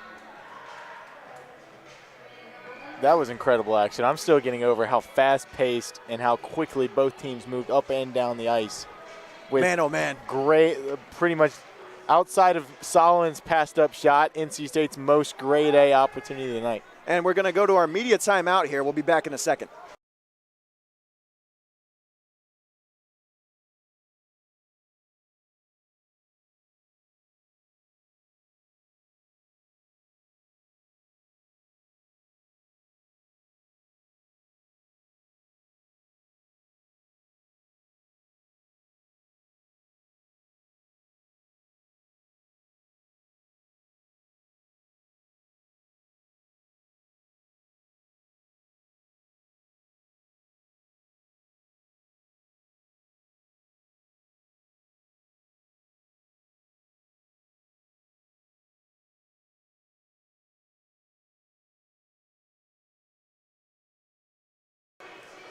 Back from the media timeout here in the third period of action between the Ice Pack and the Seahawks. It's a 4-1 lead after that most recent goal from Riley Johnson for the NC State Ice Pack. And with half of the third period gone, the Seahawks have a mighty hill to climb to get back into this one and keep their season alive. Umscheid starts it out, but he can't get the puck on his tape. Throws a little bit of a slash after the fact. He's lucky he didn't get a cheapo. I wouldn't have agreed with it, but I would not have blamed the ref. I agree. It's, by the letter of the law, that would have been a slash, but lucky to get away with it there. Some of the depth coming out for the Seahawks. Tyler Feast puts that one into the zone, trying to save some energy for the late stages of this one. Yeah, if you're Wilmington, you got to go all out now. You're down 3. You're down 3 here with 9 minutes to go. Down 4-1. Here's an opportunity, though. See, nobody can capitalize. That was Alexander trying to drive in on the left side. The ice pack clear all the way out. It'll be touched up there by Bobby Brower. Huge hit again. Brower's laying the wood tonight. You got to love that. NC State, though, will settle into the offensive possession. And there's a good keep that time on the far defensive side by Jackson Cohen. He'll send it into the corner where Zach Robinson will put in work. Oh, nifty backwards pass. Hello. And Alex Robinson keeps it in the zone only for a moment. And no, it'll be finally cleared out. And now Brower in the defensive end for the Seahawks. That puck takes an odd deflection. Alexander. It went off of that ref's shoulder. And offsides is the ice pack and Philip Bailey.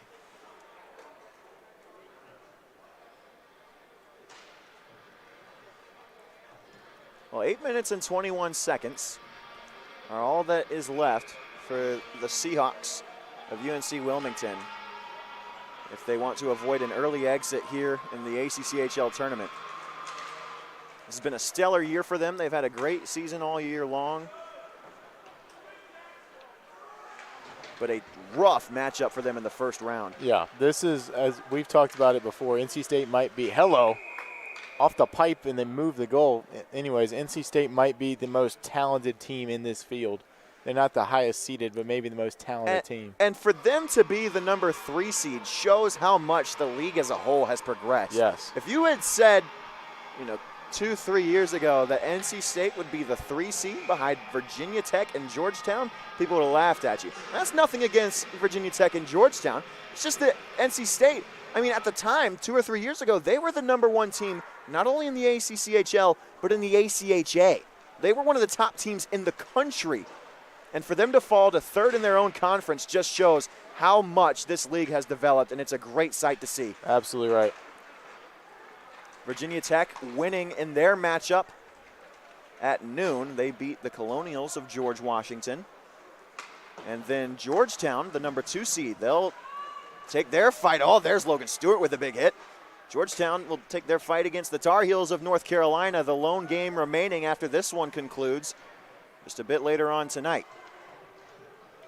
7:25 left in the third. Scrum along the near side boards. Puck finally comes free to who else? Kai Levy. If you're UNC Wilmington, you still got 7 minutes to go, but probably at the 4, maybe 4.5 minute mark, you got to establish an offensive possession and think about pulling Bessemer to get yourself, because you got to make up 3 in a matter of minutes. Because it's now or never. This is your season on the line right here. Levy. Pins it up against the corner boards. If they give up another one, so be it, but you got to at least give yourself a chance. That all starts, though, with establishing an offensive possession, and in the last 2 or 3 minutes, the Ice Pack has just dominated the puck possession. Here's Robinson. Alex Robinson. He'll get it into the zone. Ice Pack are off sides. They'll touch up. Umscheid takes it far side corner. Umscheid's flying. Hello, nobody home. Yep. Trying to get a sub. That pass was intended for Siggins, but now here comes the Seahawks in their offside. I thought Umscheid tagged up there, but I thought he did too, but just by, by a matter of seconds, Umscheid offsides. And seconds might be a bit too large of a scale. That one was incredibly close. Yes. And I got to tell you, this is a pretty good turnout here for what we've seen so far today. This definitely the highest attended game here in the Annex, and it's good to see college hockey back here in the Triad. And as part of a new deal with the city of Winston-Salem, the ACCHL tournament will be held here, at least the M2 MCCHL tournament will be continued to be held in the Winston-Salem Fairgrounds Annex for this year and the 2 years following. Very excited to announce that. And we'll be here all weekend long as this tournament continues. 5:51 left to go here in the third, I should say. Second to last game of the evening. Brower ties his man up. Centering pass broken up by Dunphy. Nice play by the defenseman in white. I will say, as much as these Wilmington defensemen have been on the ice, they are still working on these boards. They're getting some lucky bounces too, like that one right there. Unable to be poked home by Ariane. Ariane Top of the circles. He'll slide it across for Hugo. Pass a bit too far out in front of Frosch. That shot goes high. Winning the race to the puck is Hugo. Will be kept in the zone by REN. Oh, Hugo, speaking of huge hits, Hugo just laid one right there on Cam Trainer. Puck still lost. It'll be poked free. There's Hugo at the red line. Under 5 to play now. We talked 2.5 minutes ago about Wilmington potentially pulling their goalie when Hasn't they established gotten an offensive possession, zone. and have not done it. Exactly. 2.5 minutes later. Joey Davidson. They'll clear the zone, but no offensive possession. Schrock gets off the ice. Coming on now, Jack Krosner. This puck gets deep. It's Joey Davidson. And now here we might have that offensive zone possession. Getting it in. They're still leaving. Oh, Krosner left that pass in a great spot, but Culbreth couldn't get a stick to it. Let's see if they can force Isaac Tawyer to cover up the puck. That's a nice pass. It finds Benedetti. That's a stick save made by Tawyer. That was a great check there by Don Johnson. Here's Levy looking for a deflection. He got it, but from the wrong colored jersey, Don Johnson clears the zone. The slot, that is. Now the Ice Pack will fully clear the zone. Boy. Oh, nice move, Solomon. Boy. Levy, the lone man back, and a nice play from Levy. Power on power, and the defense won. Up to the point, Johnson. He'll fire a shot. Deflected up in the air. Chance. Oh, what a save, Bessemer. Oh, he might have just kept his team in this game. Down 3:43 to go. Bessemer just made one of his best saves of the night. Multiple rebound opportunities there for the Ice Pack, but they couldn't capitalize. Bessemer held his ground, covered the puck, and we're going to have a face-off here with 3:43 left. Wilmington's got to get something going offensively, something sustained so they can at least get one and start chipping away at this lead. NC State approaching 40 shots on goal. Talked about that number earlier. It's not quite the 100 you talked about that you've seen in Thunderbirds games, but for an ACCHL game, it's Let me tell you getting something. close. When you look at the 49-9 Thunderbirds, here's a chance for Umscheid. Pad save made, and that one will go up into the air. I'll finish that thought later. Umscheid lost the puck. And the Ice Pack will clear the zone, just imposing their will upon the Seahawks here in the late stages. But when you take the 49-6-3 Carolina Thunderbirds and put them up against the 1-41 Battle Creek Rumblebees, there's only so much that can go right. Did you say 1-40? 1-41. One of the worst records in the history of pro hockey. I think in the history of pro sports. Here's Bailey had a shot. Oliver put that one on goal, but it was blocked in front. Never made its way to Bessemer. That one's off the boards for Schrock.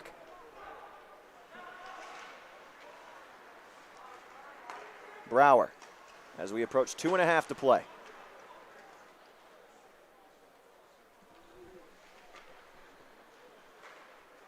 This one's brought out of the zone by the Ice Pack.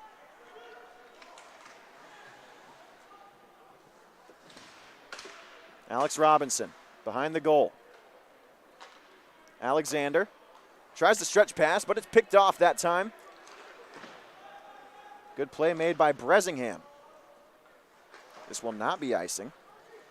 Alexander plays it on the backhand in his own defensive end. There's Dunphy. 2 minutes left for the Seahawks to come back from down 3. Here's Benvenuto. He'll be tied up. Nice defensive play that time from Siggins.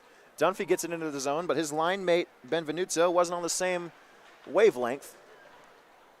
With 1.5 minutes left, the Seahawks look to have called off the Dogs as Bessemer remains in his crease. Nice hit that time from Benvenuto.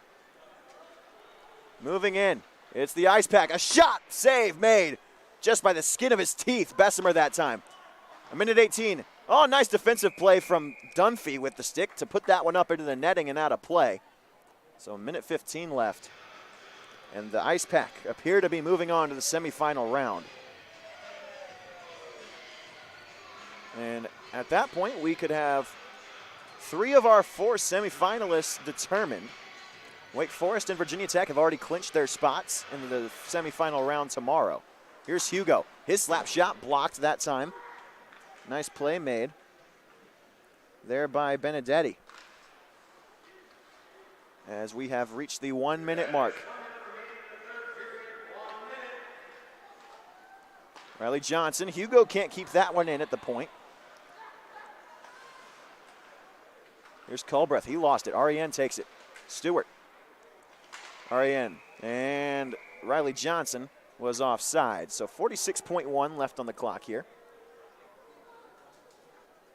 Shots on goal 42-29, and that tells the story here. NC State dominated from the opening puck drop. UNC Wilmington was able to tie it at 1 for a brief point in time in the second period. And then 3 unanswered since then, 2 in the second, 1 in the third. And that's where we stand. Outstanding performance all the way around from Zach Robinson and Riley Johnson. Those 2 wingers for the Ice Pack just imposing their presence upon the Seahawks. Under 30 to play now. Unable to keep that one in at the point was REN. And the Ice Pack are offsides yet again. Stewart, cross ice pass. That's turned over. Don Johnson into the zone. Leaves it for REN. Can't get a shot off. REN sends it back to the top of the circles. Riley Johnson across under 10. Another shot, save made. Bessemer, puck is still loose. And we'll have a little bit of a scrum in the slot with 2 seconds left on the clock. And it's mathematical on this at this point. The NC State Ice Pack have clinched their spot in the semifinal round tomorrow. Their opponent still to be determined. It will either be the Georgetown Hoyas or the Wake Forest Demon Deacons. If Georgetown wins, they will play NC State. If North Carolina wins, they will play Virginia Tech. That game coming up at 9 p.m. Eastern time. Puck is dropped, and that is it. Light the bell tower red.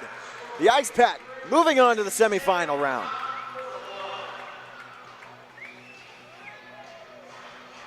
Great performance all the way around.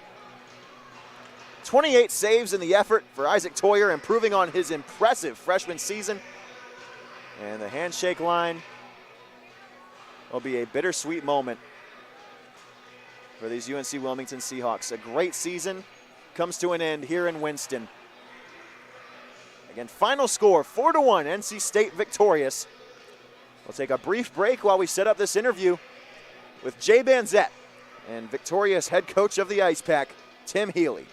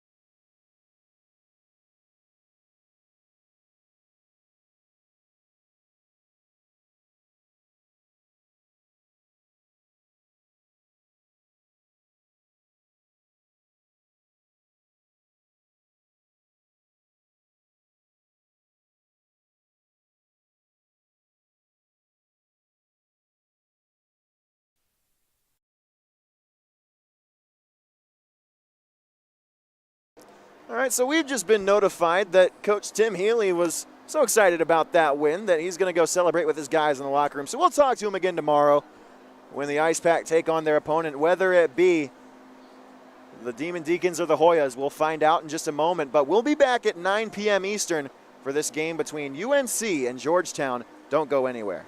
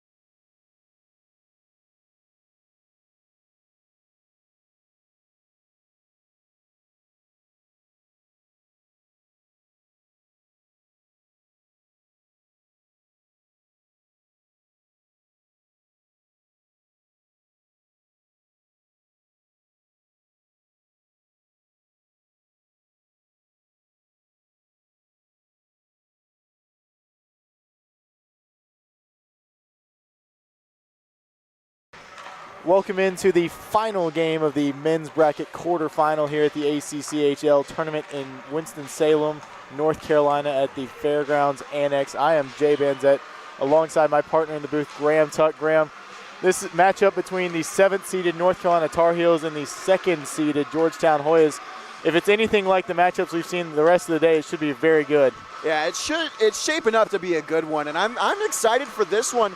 Probably the most. I mean, this last game had a lot of energy surrounding it between the Ice Pack and the Seahawks. But as we take a look at the men's bracket, we've mostly filled out the semifinals. So as we take a look at it, Virginia Tech was the first game today. They took care of the George Washington Colonials, 3-2 final. It came down to the wire, but they were able to get the win. So Virginia Tech, the 1 seed, moving on. They've clinched that spot you see in the middle top of your screen. It's the highest remaining. That will be Virginia Tech. And then second highest remaining and second lowest remaining, that's still yet to be determined. Everything else, if UNC wins and they're able to knock off the 2nd-seeded Hoyas, they will face Virginia Tech tomorrow in the semifinal.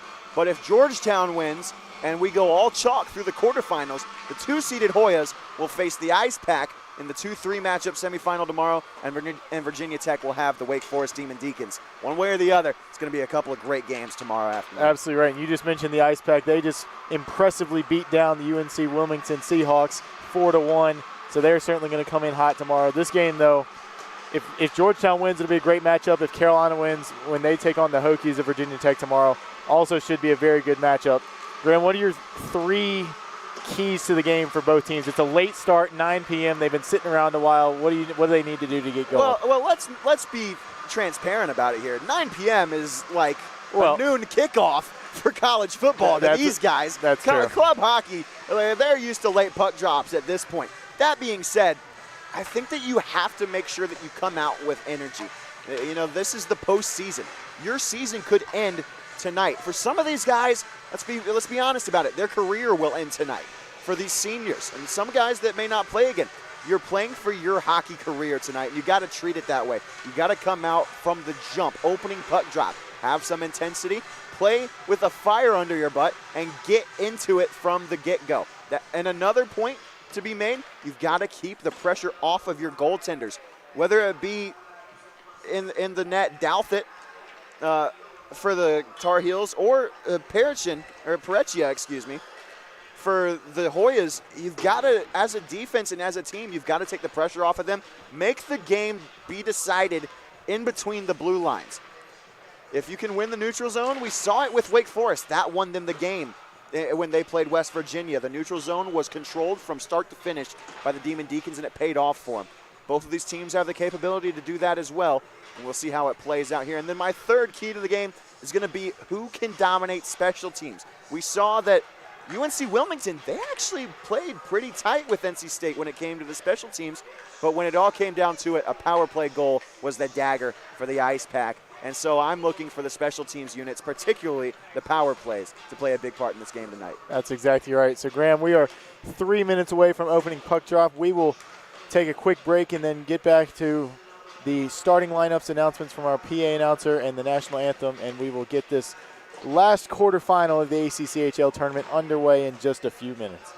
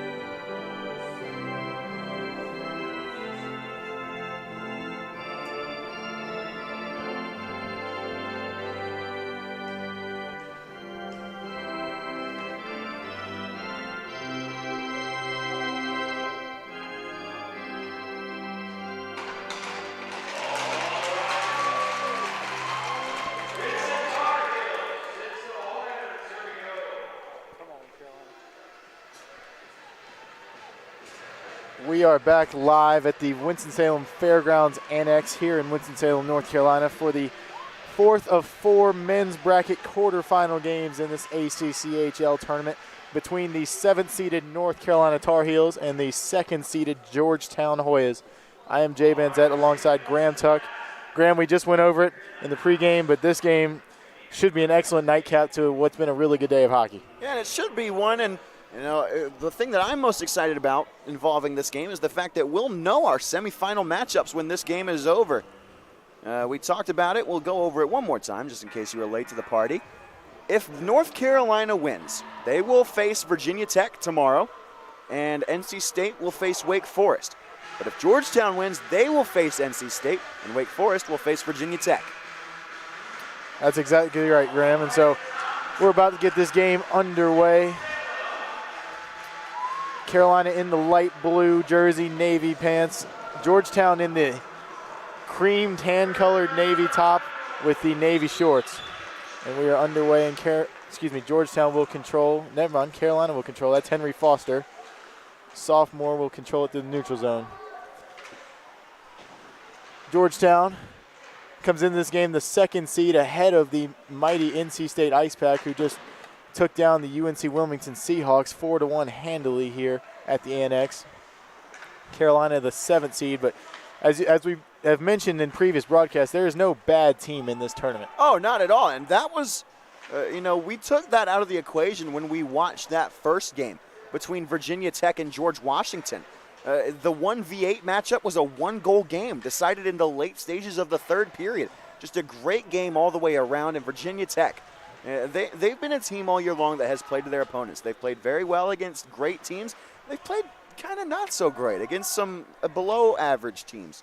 I wouldn't say that George Washington is a below average team. They finished the year 7-3. Well, although they're the 8th seed, they had 14 regular season points. That being said, you got to take everyone in this tournament seriously, and we've seen that from the top seeds so far, as it's been all chalk so far today. That's exactly right. Gleason has it in the corner for the Heels before Georgetown and Korn will take over in the corner and try and clear out of their defensive zone. Carolina's forecheck is being really aggressive right now. Let's see if they'll keep that up. Georgetown will clear. For the time being, Gleason will get to it again. And we've seen an aggressive forecheck pay off so far tonight. Haven't really seen anybody get burned with an aggressive forecheck. The NC State Ice Pack, the main example of that. They are a hard forechecking team at all times. What a save by Douthit. Will Douthit, the senior in the goal, number 29, making his first save of the night. Dives to that one, gets it before it gets past him. 18-15 left in this first period. Noah Friedman and Rob Churchill at the face-off X for the Heels and the Hoyas, and Carolina will control it. Leaks out the neutral ice and dumps all the way down. Friedman's flying, trying to catch up to number 11. That's Danny Overcash for the Hoyas. For Georgetown will leak it out, maybe get an opportunity, but Reeves will send it away. Hoyas now trying to move it towards center, and they'll dump it in. Dump and chase down behind the goal, but no, they're going to get called for icing, and they'll bring it back all the way down to the other end. I thought that one might have gotten tipped at the blue line. I thought it did too. That's why I was hesitant to call. Icing, yeah. But, the Tar Heels will take it. Anything that'll get you a free clear from your defensive zone to the offensive end is something that you will be more than happy to take. So this will be Vaglia and Churchill at the face-off circle. Vaglia wins. Shot from Reeves whizzes wide. They'll dump it back in. That's Ives back there, 16 for Carolina. Gets bodied along the boards. 11. I didn't see that right way. Huge hit along the boards. We've seen a bunch of big hits today, and it looks like it's not going to stop in this game either. No, these teams are out here to play, that's for sure, and they are not going to let these games go by easily. There you see Reese, oh my goodness, getting on his horse. That might be the fastest skater I've seen so far today, even faster than Drew Gebhardt. Yeah, that was Ben Rees, number 76, absolutely flying. Couldn't take possession of the puck, though, and Georgetown has it in deep behind the Carolina goal. What are you seeing so far? Because we haven't really seen an established offensive possession yet. What do you think? What is the reason for that, Graham?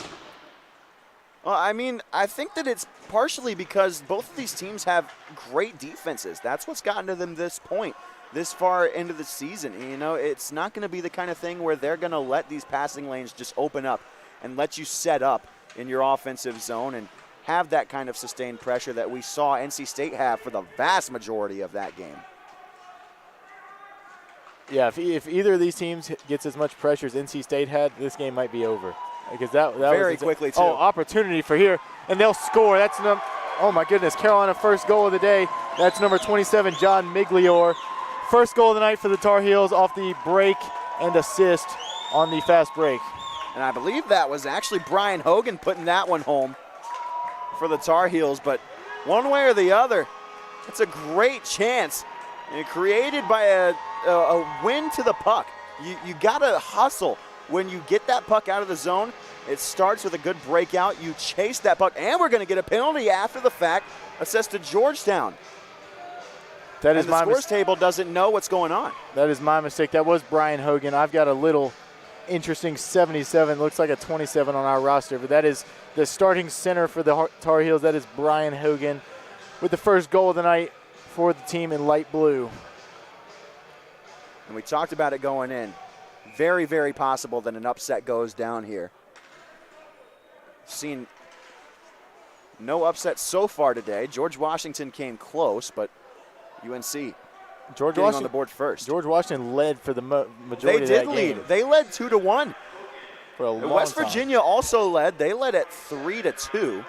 Or I apologize. They led, I believe it was 1-0 in that game against Wake Forest. That Wake Forest and West Virginia game was really tight until we got to about the 10-minute mark, maybe the 5-minute mark of the third period. And they just announced that penalty is going to be assessed to John Sullivan, one of the assistant captains of the Hoyas, for holding. Just under 40 seconds gone here in this power play for the Heels.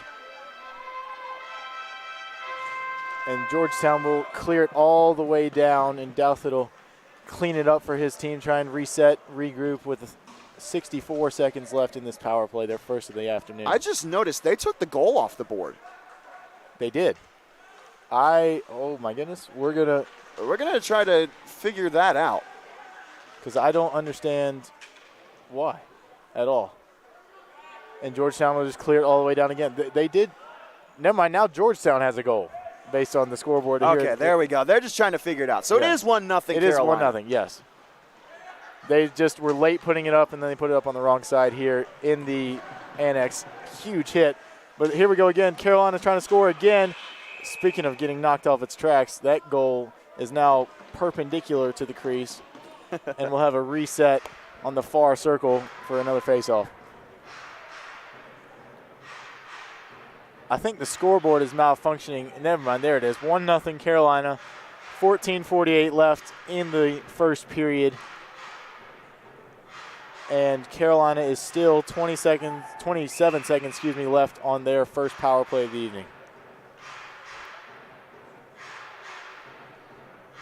There we go. Scoreboard malfunction, one of many things that we've seen Facts. here so far today. That's exactly right. Friedman and Sipple take the face off. Friedman wins it for the Tar Heels. Jones over to Malone.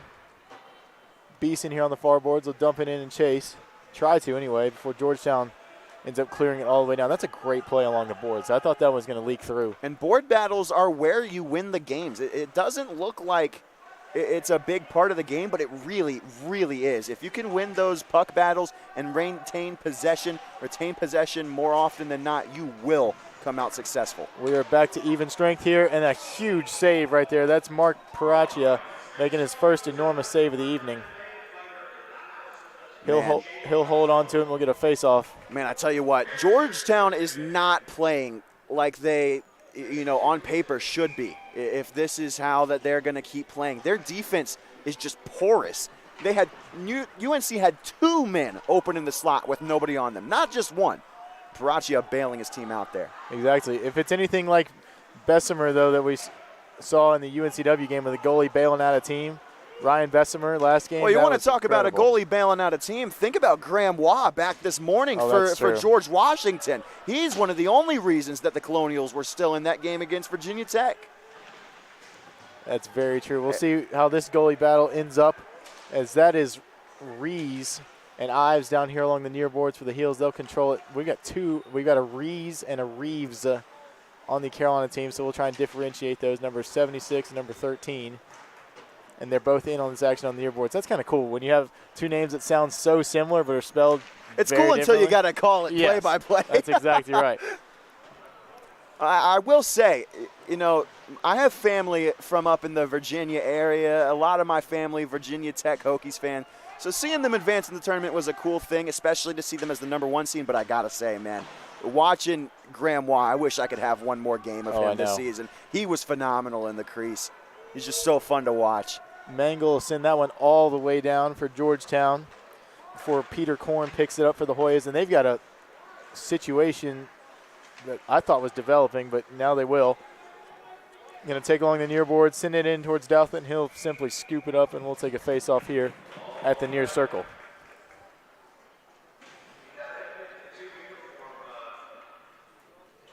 It's hard to believe this current shots on goal counter here at the Annex says 2-1 in favor of Georgetown. I think it's 2-1 the other way around. I was we thinking have so it too. on our At broadcast as least 2-1 Carolina. At least 2-1. And that being said, though, there haven't really been a whole lot of shots on goal. Either way, it's been a lot of back and forth action. Just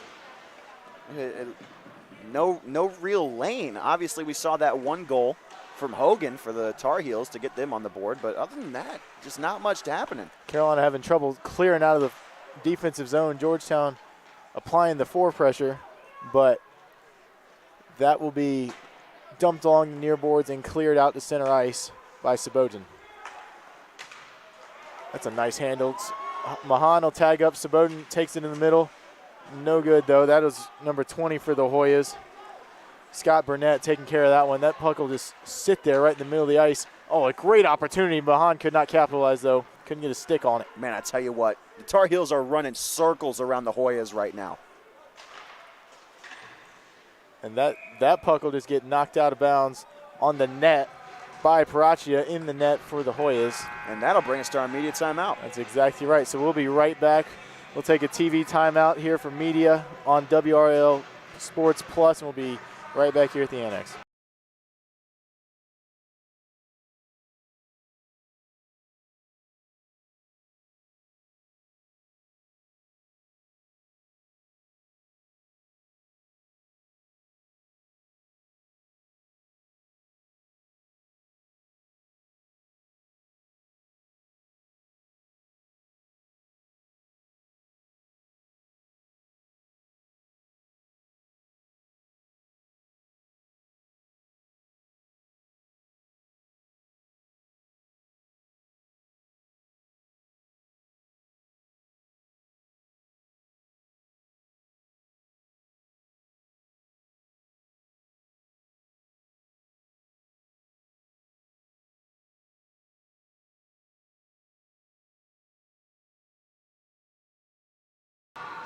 We're back here at the Annex. That's Friedman down there taking the face-off against Sipple. And Georgetown will control it, send it out to neutral ice before Daniel Jones gets to it for the Tar Heels. Tar Heels will dump it in deep. Friedman will chase after it. Another huge hit. We have not seen a monster knock yourself off your feet hit in this game, but certainly we're getting physical, especially along the boards between these two teams. Hoy is on the rush. Dump and chase. That's back there, number 19 for the Hoyas. Along the near boards, Beeson. And the Hoyas will control it coming around the back of their net. Send it up here. Nice stretch pass. And they'll try to attack, but Carolina's going to play 4-on-1 and easily take care of that puck with Reeves down here at the near board. Nice touch on that puck right there by Ives. Way to get it into the zone on sides, no icing. Sam Ives, the fraternity brother of a lot of my friends from high school. They're Deeks here at Chapel Hill. Sam Ives will battle along it for it on the far boards, but the Hoyas will come out with it. Try and regroup. They have not really had a sustained offensive possession this game. So we're going to see what they can do. Try and get up here and control the puck for a little bit. Take some pressure off their goalie and their defenseman. And we're about to the midpoint of this first period. And while it's deja vu of what we saw with NC State. It's only 1-0, but Carolina dominating. That's exactly right. This will be Foster. Get ahead of speed. He'll wind it up along the far boards. Oh, nice poke. Nice poke there by Shivani. That's a penalty coming up. It's going to be on the Tar Heels. So, we're going to get a delayed penalty. I'm not exactly sure what it was. It will probably be a trip. And that'll stop that rush. Georgetown will head to their first power play of the evening, courtesy of the Henry Foster penalty that is a trip, as you just mentioned, Graham. Henry Foster, the sophomore, attended the Brunswick School up in the Northeast. his first penalty of the night, Tar Heels' first penalty of the night, and Georgetown will head to the power play. And we talked about it, one of my 3 keys to the game, power plays and special teams.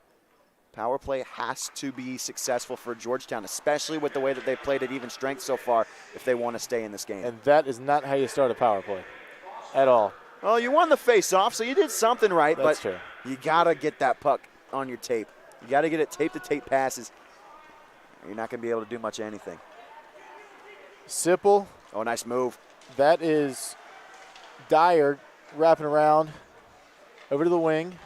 And then they'll fumble it again, and Simon Malone tries to clear, no good. And Georgetown will keep it in their offensive zone. That's Sipple behind the net, and it'll leak out towards center ice. Beeson will get a change after tracking it down, and the Hoyas will try and regroup. Towards center, over to the left. That's Sullivan.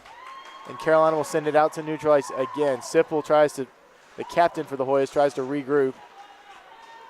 Sullivan throws the no-look pass that ends up, we got a 2-on-2 here for Carolina. That's Walsh. And blatantly missed trip there on Walsh, but Georgetown, regardless, still holds the puck. 55 seconds left in their first power play of the evening. No shots on goal yet, though. I'll be honest with you. I thought that was a clean play. Stick-to-stick contact and incidental trip. I think that the play was made first, and then, both sticks end up getting in the feet. I don't think that there was any contact there that warranted a penalty. I like that no call. Jones has got to be careful. He almost got a high stick.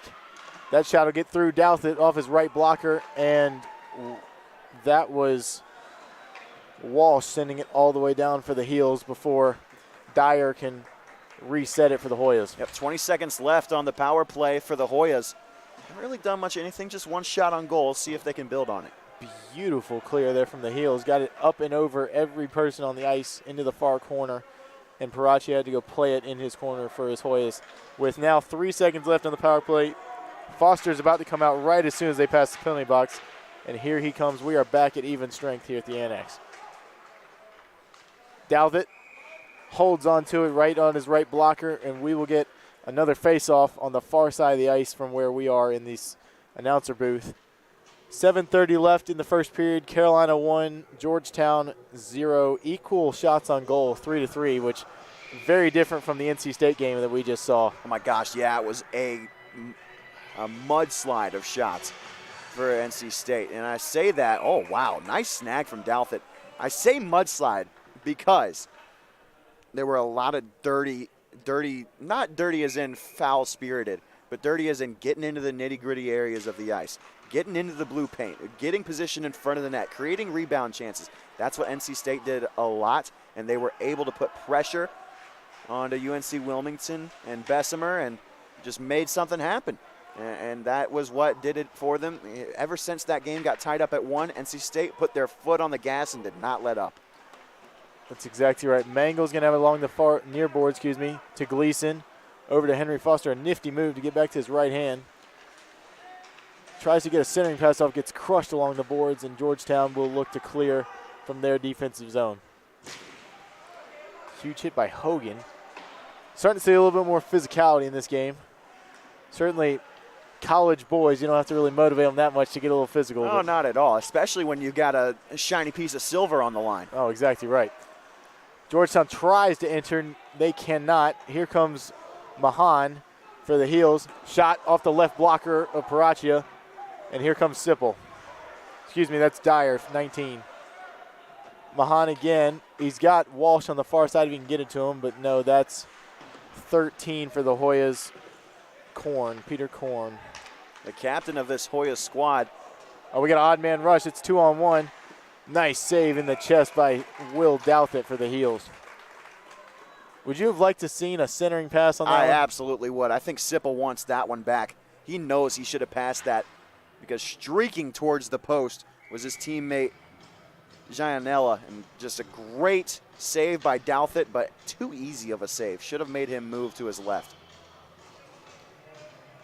And notice we still got some NC State fans that are lingering here, waiting to see whether it'll be the Hoyas or the Deacons, the Demon Deacons, that is, that they play tomorrow.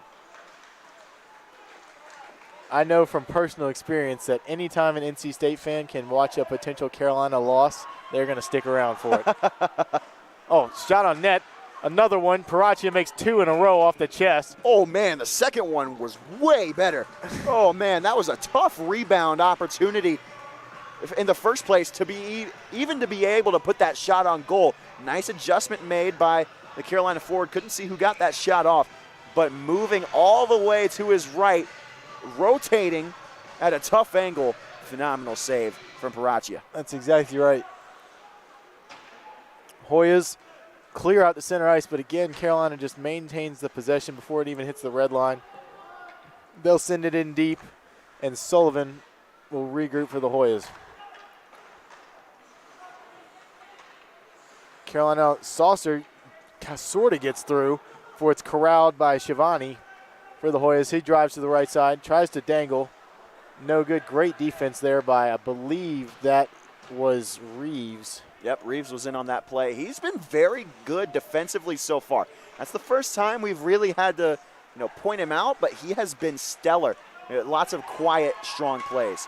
That's Vaglia blocking that shot from Georgetown, and he takes it out to center ice. Georgetown will dump it back in, but Carolina will reset, try and clear out with Kendrick Holmes.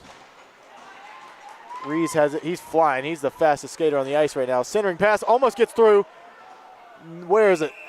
And Paraccia's going to make the save. It almost trickled through his legs, but he closed it just enough to stop the puck from making it 2-0 Carolina. Man, that was almost an own goal. Yes. Oh, my goodness. Shots on goal, 8-5 in favor of the 7th-seeded Tar Heels over the 2nd-seeded Georgetown Hoyas. And one thing that we've touched on in every game but this one so far, I want to remind everybody that's new to the broadcast here for this specific game, there is a coach's challenge, one for each team in this game on a goal, no goal situation. Also, all 5-minute major penalties automatically reviewed by the replay official. Oh boy, this is going to be interesting. Gleason flying, couldn't handle it. Douthit, makes a great save. That was 19. Dyer for the Hoyas. Shot went a little wide. That was their best opportunity. Got a bit of his glove to that, just enough to alter the course of the shot. That was the best opportunity Georgetown's had all night and still could not take advantage of it. More than capable, though. They're the 2nd seed for a reason. Champions of the Capital Division of this M2 ACCHL conference. And they're going to get another opportunity here. Potentially that shot rings wide from Adam Cookson. And that's Foster again. Hilks cleared out to center where Mahan will take care of it. He's one-on-one. Dangles move. Oh, backhand shot goes off the backboard. Sailed right over Paraccia, but a great opportunity there for the team in light blue.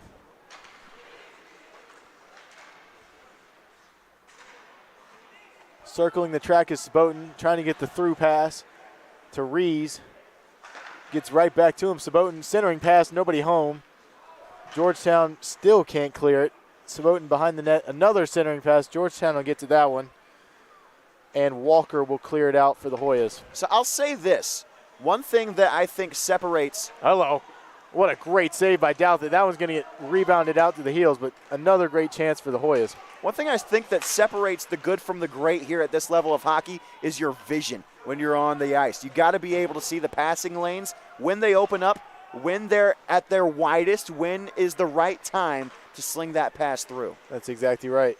You've got to be able to make the pass. You got to be able to see it. Well, seeing it comes first, and then you have to be able to make it. And the guys who can do that usually find pretty good success in this league. We got a 2-on-1. Kramer shot off the left pad and the stick of Paraccia will go into the net, and we will get another face-off. 2:17 left in this first period. Again, score Carolina 1, Georgetown 0. Shots on goal 11-7 in favor of the Tar Heels. Friedman and Churchill taking this draw for each team. And Georgetown will clear it out to center where Beeson will get a huge check. Looked to be in the back, but not quite. Oh, another collision, teammate to teammate for Georgetown. Kramer on the heels dodged that one. Both of those. See what they can do along these near boards. Carolina's forecheck, again, being really, really aggressive, just like we saw from NC State last game. The teams from the triangle getting extra aggressive on their forecheck, trying to create a little pressure on the opposing teams. From Virginia in the D.C. area with Georgetown here and with UNC Wilmington last game for the Ice Pack. Georgetown along the backboards. They'll circle around. That's Burnett. Sends it over. Shot on goal. No. Goes wide left of Douthit. And Kendrick Holmes will get to that one. Foster's got a 1-on-2 if he wants to take it. And it looks like he will. A little out of control. Somehow finds the home, but we have knocked the goal off its standings. Foster did. Tripped into it, and we will reset that. Get another face-off here with only ones on the clock. 1:11 left in the first period. This face-off will get moved out to center ice for a neutral zone face-off. And this will be between Sipple and 27 for the Tar Heels. That was Mahan. Georgetown on the near boards. They've got a 2-on-2 right now if they want to take it. Oh, great shot off the chest of Douthit. That was Sipple putting it right on the senior goaltender for the Tar Heels. But still, Douthit holding his shutout here through just over 19 minutes. A huge hit by Foster on the boards. Another one by Sipple for the Hoyas, and Mangles just now getting up from that one by Sipple. Georgetown 33. Foster's laying the wood tonight. Georgetown 28 seconds left to try and get something going if they can clear out of their defensive zone. Carolina still applying that forecheck, though, that's made them really successful all night and will likely continue into the second period once we get there. Malone behind the net. He's got 11 seconds to wind it up. They've got a 4-on-4 if they want to take it. Malone. They'll center it right in front of Parachi. You got to be careful. They'll take it behind the net, and that will end the first period of play here in the nightcap of the men's bracket quarterfinal of the 2022 ACCHL tournament here in Winston-Salem, North Carolina. We will have an interview with UNC head coach Jeff Volkman here in a minute. But until we get to then, hang on, and we will be right back.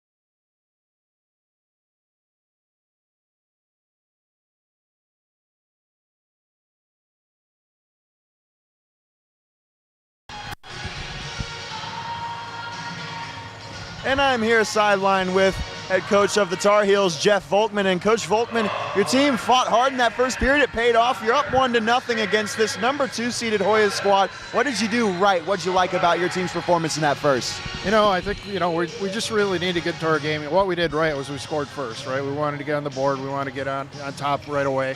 The ice, we're really having difficulty adjusting the ice. I think the fourth game here, it's slowing down. You can see some of the passes are just not clean. That's disrupting our breakout.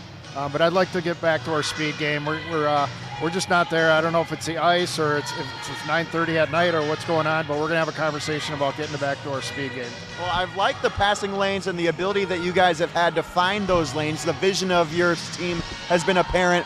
What do you think that your team needs to adjust upon heading into this second period to be able to maintain this lead? Yeah, absolutely. I think we need to stretch it out, get out of our zone a little bit quicker, use the ice. The zone's pretty big. We got a lot of room behind the net here. I think stretching it out, using our speed, getting our forwards behind their defense, and getting it down below the dots in there and going to work. All right. Thank you, Coach. Have a great rest of the game. Yeah, thank you.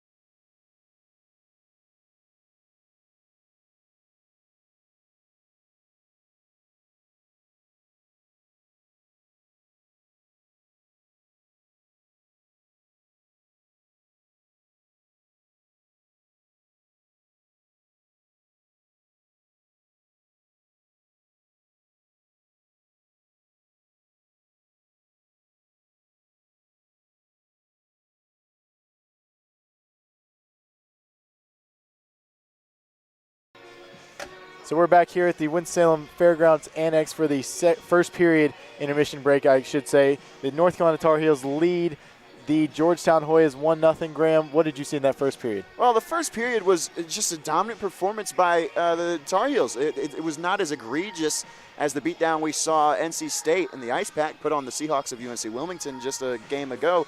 That being said, the Tar Heels were clearly the better team, and what I saw from them is that they had their heads up. They were looking for open passing lanes, and they found them. They were making crisp tape-to-tape passes, not all the time. They had a couple of bad passes. That being said, they found them in the offensive zone when they needed them. They didn't have any trouble breaking out of the zone.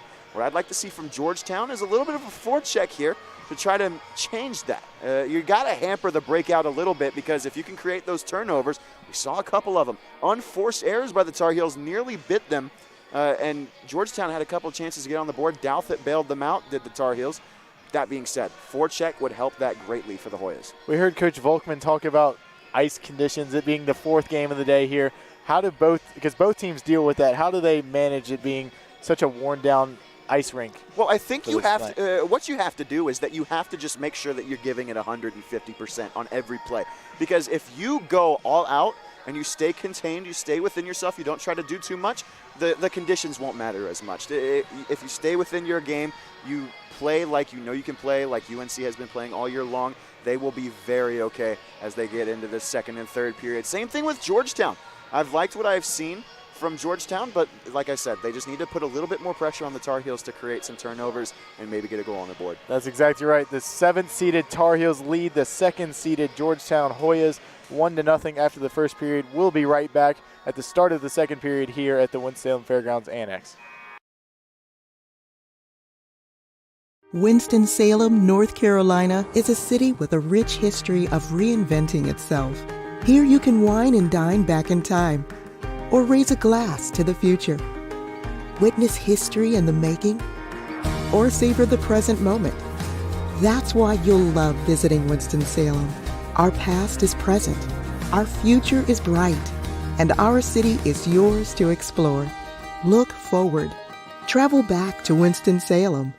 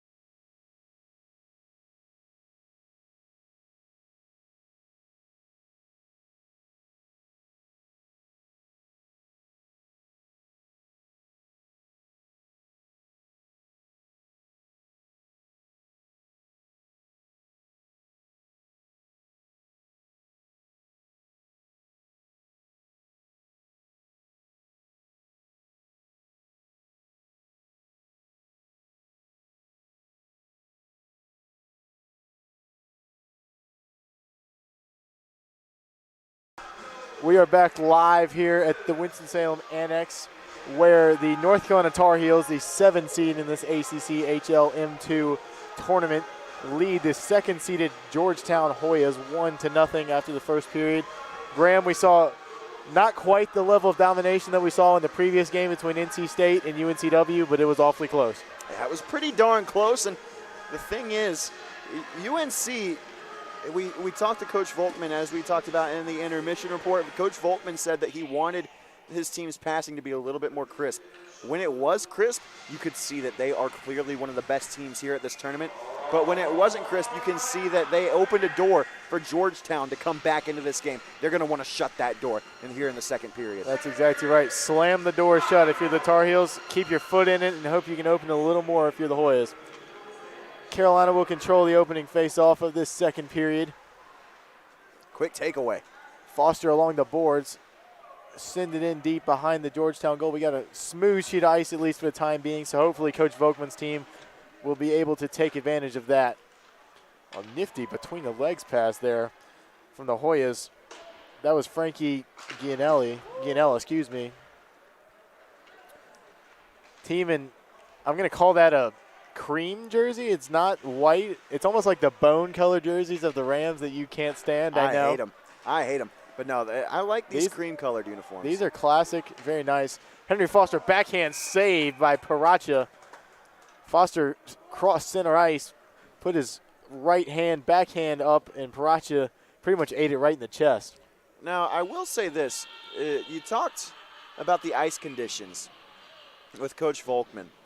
And you were right in the intermission. It's something that both teams have to deal with. Neither team can say, this is an unfair advantage. Both teams are having to deal with the ice conditions out there.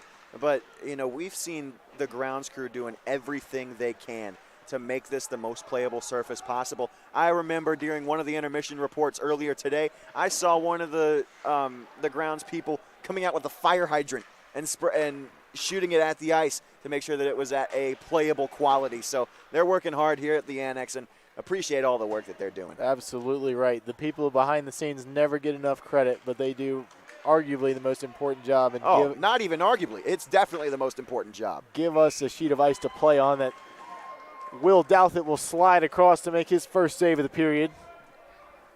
A minute 35 into this second period. Douthit, the senior, in goal for the Tar Heels, making what could be his final start. If the Tar Heels lose, they may not make that regional tournament in Ohio. Actually, they probably would not make that tournament, so this would be the end of the road for Will Douthit. But he's given his team a 1-0 lead, and hopefully he can hold on to it. Well, and I've got to ask, Jay, you probably know about more about this than I, but what are the do you know the qualifications that, what has to go down in this tournament for UNC to not make that trip to Ohio? I basically read that if they lose in the first round, then they pretty much have to rely on automatic bids just not being a thing. So then let me ask you this. They need every 1 seed in every tournament to win, pretty much. So if UNC is the 7th seed, why do they get the bid in this tournament? It's something about, I'm not sure, to be honest with you. It's something about rankings combined with South. I didn't really understand it, to be honest with you. It was like rankings, Southeast, different things. Carolina needs auto bids to not be a thing. They need every 1 seed to win. Well, I'll tell you this they're the definition of a March Madness bubble team. Yeah, they are a bubble team, but they are playing like they are one of the top seeds now. They are playing phenomenally well, and that man that was just in the top corner of your screen in the plaid jacket, Jeff Volkman, he's behind it all. He's done a great job with this team all season long. That's exactly right. This team has battled. They've gone through beating Virginia Tech. Turnover in offensive zone for the Heels. Shot whizzes wide, though. Daniel Jones will corral it for Reese. Well, we talked about how Virginia Tech has played to their opponents this year. So is North Carolina. You beat Virginia Tech, who is the top seed in a very top-heavy ACCHL, so that's an accomplishment in and of itself. But then you lose to M3 High Point. And that's not to say that High Point's a bad team. I love my school, but if you're North Carolina, you've got to win games against teams at the lower level. That's just how it works. That's exactly right. You've got to win all the games you're supposed to win and then occasionally win a game you're not supposed to win. That's how you find your little success, stay above 500. and keep making progress towards the postseason run that they have given themselves a chance to have right now. And I want to go back and just reiterate, not talking bad on High Point. They No. very well could be an M2 level team. I We were wager just- to say they could win against at least half of the teams in the ACCHL M2. We were just talking with Coach Don a couple hours ago about how he's going to apply to be an M2 school next year at High Point. So you may very well get your wish come next August when they're playing all these big boy teams like they certainly are capable of doing. And I mean, that's a team that hung with Virginia Tech, only lost by a couple of goals, beat North Carolina, tied Wake Forest. Those are three of the top teams. Two of them have already advanced to the semis, and one of them has a chance to do that here. Puck's in deep behind Douthat's goal. See who can come out with it. It's a mad scramble, keep it kicked up along the boards, and looks like, a centering pass. Douthat was ready for it, though. He'll grab it off the ice, and we will have another face-off coming to the near circle. You talk about a brick house. That's Will Douthat right now.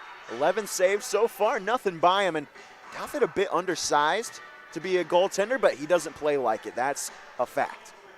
Douthat always rises to the occasion. Strawn Champagne, the backup goalie, is significantly bigger. Both are seniors, but Douthat has certainly gotten more starts throughout the course of this season, including the game that I think many of these Tar Heels would say is the most important on their schedule, the game in PNC Arena against NC State. Douthat started and finished that game, an 8-4 loss for the team in blue. Foster's going to try and find a way to get this one in deep, and he will. Nice play by Hogan. Way to get position on your man in that situation. He'll send it behind, but that's picked up by Sullivan back there for the Hoyas. Oh, a nice back check from Mangle. Tries to center, no good. Foster tries to find it. Sullivan will skate out towards center ice before another huge back check by Mangle. Mangle just, hello. Oh, bad line change. Oh, you get caught in the line change. Hogan tries to dangle, no good. That's stopped by the captain. Captain Rob Churchill for the Hoyas there. That was a 2-on-1 that he broke up by himself. Nice play. Kendrick Holmes sends it over along the far boards. The Hoyas, they're the second seed, but I don't know if they're not playing like it or if they were overseeded or what's going on, but it seems just like Carolina is skating a lot faster than Georgetown is. Well, they've got the speed, that's for sure. Sabotin's over there along the far boards with Gianella. Tries to battle for it. This one's going to leak all the way down, and we're going to get an icing call. Bring it back to the right side of your screen for the viewers at home in the Carolina offensive zone. And one of the things I said that Georgetown needs to do in the second period if they want to get back in, and I want to see them pick up their forecheck. Haven't really had a chance to do that so far because guess what? Carolina's been living in the offensive zone. Yes, they have. That team in blue certainly not playing like the 7th seed in this tournament. But as we mentioned, there's not they're the 7 seed, but they're not bad at all. No bad teams. There's no bad team in this tournament. That's going to be Mahan trying to skate through, gets tripped up, no call. Gets smashed into the boards, another no call. Walsh has it. He'll try and send it out for the Hoyas, and they will get it out. We've got a 3-on-2 potentially developing, unless Sabotin can get there. Douthat rings it off his left shoulder behind the boards, and Sabotin will gather it for the Tar Heels. One of the other things that the Hoyas have struggled with tonight, just hitting the net. They've had a couple of opportunities, namely a breakaway chance all alone in the slot, and you don't even hit the net. That's obviously going to hurt your chances at getting a win. Sabotin's got it along the near boards. Going to try and find, that one got deflected up in midair. That's Daniel Jones, a defenseman, trying to make an offensive play. He'll just send it in deep. Go get a line change and bring on Kramer. That's Friedman over there on the far side, 91. And taking a seat right here, though, breaking his stick is Beeson. That's a heck of a crunch. And we're going to get, I believe, an offsides on the Hoyas. And I love the Bizarro World stuff that we see here at the ACCHL tournament. Daniel Jones playing for the UNC Tar Heels. Yes. And Sam Howell playing for the Wake Forest Demon Deacons. Yes. As For anybody who's unaware, Daniel Jones played quarterback at Duke, now the current starter for the New York Giants. For how much longer? Yet to be determined. We have no idea. Sam Howell, Carolina's, I guess, former starting quarterback now. It will be looking to be a first-round draft pick in this upcoming draft. Who knows where his future home is, but Wake Forest having Sam Howell on their hockey team is a little confusing. He does not wear number 7. He wears number 5, but same difference anyway. It's close enough. Georgetown controls the puck. That was Cookson on the draw, but Carolina will continue to keep it in, at least anyways, for the time being, before it leaks out. That's a bad pass. They've got a potential situation. That'll go off of Gleason's foot. He's obviously dinged up a little bit. You can see him wincing. Hopefully he's okay. Simon Malone behind the goal now. Gets tripped up. We're going to get a call. And Carolina is going to have, I believe, its second power play on the trip from Cookson, who just won that faceoff to start that possession. Oh, and for Carolina, this is the chance. You've got to get on the board here. Too many chances have gone by. You're going to let Georgetown keep playing this game of hope hockey, where they are just throwing passes, hoping a lane opens up, and trying, maybe, hoping that they can get a goal. And that's the way that Georgetown has played this entire period. I'm not a huge fan of it. That being said, a power play with UNC already skating circles around the Hoyas, they've got to get one on the board here, get a padding goal. So Bowden, some nifty moves along that far board. He's going to try and find Foster with the saucer. It's going to leak out, though. And Foster will regroup. Some nice pressure, though, back there from Sipple, the starting center for the Hoyas. I like this. The forecheck, shorthanded. It can come back to bite you. Yes, it can. Georgetown's got to get something going, though. Hogan all the way over to Saboten. Walsh knocks it down, but gets it through anyway. Some nifty puck handling there from Saboten. Foster's got it in the center. Hogan. Oh, nice. Oh, good play. Nice centering pass. Tries to get through to Saboten, but it gets knocked away by a Hoya defenseman. Yeah, Dyer getting a stick in there. Nice job. That's why he wears a letter. Saboten on the far side. Hogan, he had one more on the back door with Walsh. Couldn't get it to him. And 1 minute and 2 seconds left on the power play now. Foster's going to dump it in deep and try and get a change and chase it down, but this one's going to go all the way down for the Hoyas. They will clear and get a full substitution for the last 50 seconds of this power play. Now let's see what this second line of killers can do. Jones over to Kramer, to Beeson. He's got Friedman behind him. Some nice pressure, though, by the Hoyas, and they're going to try and get it out to center ice. We're going to get a no call over there. And Carolina's got 27 seconds to regroup, hopefully get a little push going here on this power play opportunity. That's Kramer with Friedman beside him. Going to fly around the back of the net. Get it. Oh, nice stick check there from 13 on the Hoyas. Oh, a huge hit, though. Peter Korn able to make that play. Can't leak out. Oh, and he's going to draw a penalty, too. That'll do it for the power play. Interference on Daniel Jones. Daniel Jones, the senior alternate captain for the Tar Heels, number 92, will take a seat in the Bud Light Pit of Misery here at the Winston-Salem Fairgrounds Annex, one of two. Well, technically, that's not the Pit of Misery. Well, it's interesting because the road team, the Tar Heels, is in the home penalty box, and the Hoyas, the home team, are in the road penalty box. So technically, the Hoyas are in the Pit of Misery. That being said, I love that tradition, always have. Either of them are in the Pit of Misery, and we're going to have 4-on-4 hockey for no longer. That was about a 4 or 5 second 4-on-4, and now Georgetown will enter the power play, see what they can do. Foster's going to try and knock it to himself. Somehow stays on his feet. Applies a little pressure, forces a half a turnover, I'll say. Keeps working. Foster's really working out here in the neutral zone, trying to keep the puck out of his defensive zone. That's going to leak through. Foster's got it. Hogan, potential opportunity. Goes wide off of Parach's right blocker. That's a great chance, especially shorthanded. Kendrick Holmes will drive it right off of Parach's right shoulder again. Carolina's even dominating this Hoya power play. They can't get past the red line.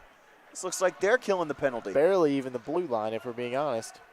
That one's going to go all the way over to the far side, and they will cross the red line, dump it in, and hopefully Reeves will not be able to get to it if you're a Georgetown fan. That'll go off a ref skate. Gleason's got it, sends it all the way around, and it'll leak down. Mangle will try and track it down for the Tar Heels against Shivani for the Hoyas. Yeah, that official a little worse for the wear. He's hampered a little bit. Let's keep an eye on that. Georgetown's got it, centering pass, nobody home. It gets all the way through. And the Heels, they've got a 3-on-2 if they want to take it. 3-on-3 because we're going to get a sub. And that was a Tar Heels who simply forgot about the puck. That was what looks like Hogan. Georgetown's got it, top slot. Oh, pass gets through, and they will score. That is number 11 for the Georgetown Hoyas, Danny Overcash, putting the Hoyas on the board for the first time tonight, making it 1-1. Tie game, 9:02 left in the second period. Man, it's like I said, they're playing hope hockey. It paid off there. They were able to get in front of the net. Give credit where it's due to Overcash. You get in front of the net, you fight for that position. You don't hope to get that position. You work for it, you earn it. And a good job by Overcash to earn that position in front of the net, able to get that tip on. But a lucky deflection. You always hope when you get that deflection. Douthit, and I'll tell you what, if Douthit is a couple inches taller, he gets a blocker to that. And I hate to say it because, you can always, always, always compete no matter your size. The heart matters more. That being said, if he's a couple inches taller, he makes that save. And it looks like, are we going to get? We're going to have a review. A video review for probably a potential goalie interference. Goalie interference. So we are going to take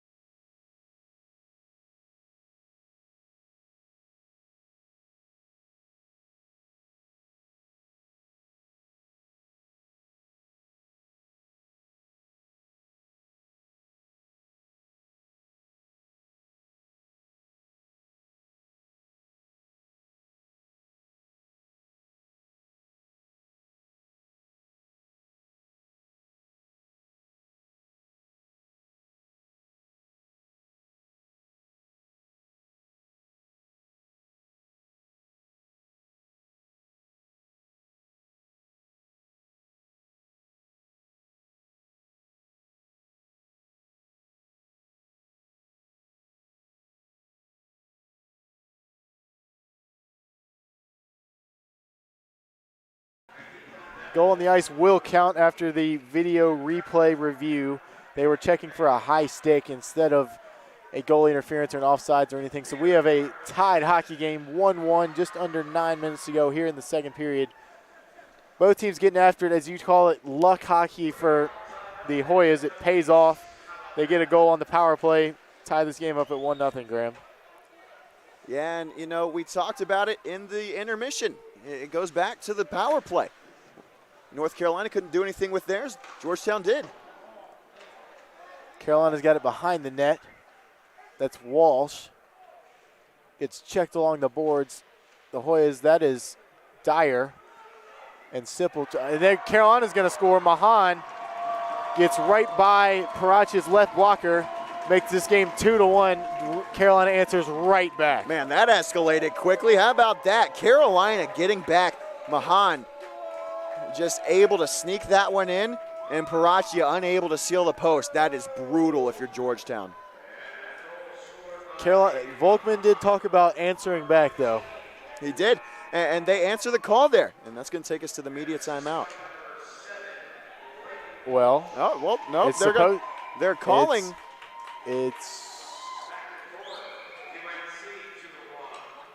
They're calling from the scores table. We're trying to get a TV timeout, and we are going to get it. We'll be right back here after this quick, brief break.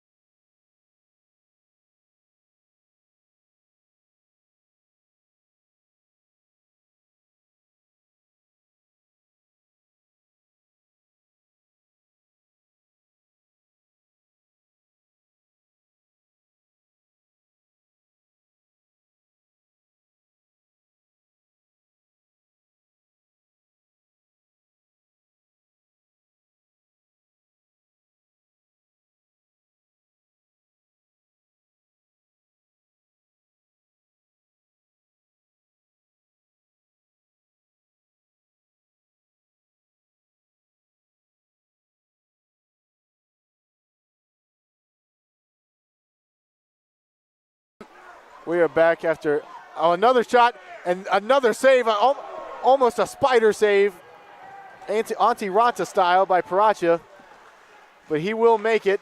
Carolina's trying to get another opportunity. That net is flying all over the place. This is absolute chaos going down here. Man, I tell you what, we fixed those technical difficulties just in time. What a save from Paraccia. Oh, my goodness. Down and out, he makes the save twice. Oh, he was out for the count on that second one. Made a pretty much a scorpion save. Oh, yeah, not quite. It's in the same neighborhood. That's the best thing that happened to the Arizona Coyotes since Shane Doan was in town. And if you know what save I'm talking about, go look up the Auntie Ranta scorpion save Auntie on Ranta YouTube. Scorpion save. One of the Coyotes. One of the best sports moments you will ever see. One of the most impressive. We got a potential 4-on-2 opportunity here for the Hoyas. If they can take advantage. Centering pass knocked away by Malone for the Tar Heels. Hoyas, though, will keep it in deep, at least for the time being. Carolina, Foster's got it. Head of steam, trying to make a move. Runs into the ref, though. That's unfortunate. Oh, a great check. One more pass to Hogan, who absolutely fanned on that one. Great opportunity, couldn't make advantage. Simon Malone, another shot, another save by Paraccia, peppering the Georgetown goaltender right now at the heels. And the Georgetown defense is overcommitting, and North Carolina is taking advantage of it. They're getting opportunities. They're going to get one in the back of the net eventually. Here it comes. Mangle's got it behind the net, looking for Foster in the middle. That's Hogan going to get it now to Gleason, tries to recover. Going to wait to tag up and send it in deep. Right that was a weird bounce. That was an incredibly weird bounce. That rode up along the glass. Until it hit one pane that just didn't like the puck and spat it back out towards the slot. Oh, great save by Will Douthit. Hello. Centering pass does get through. Gets right onto Douthat's blocker and he makes a save. That's Malone again back there for the Heels with Hogan.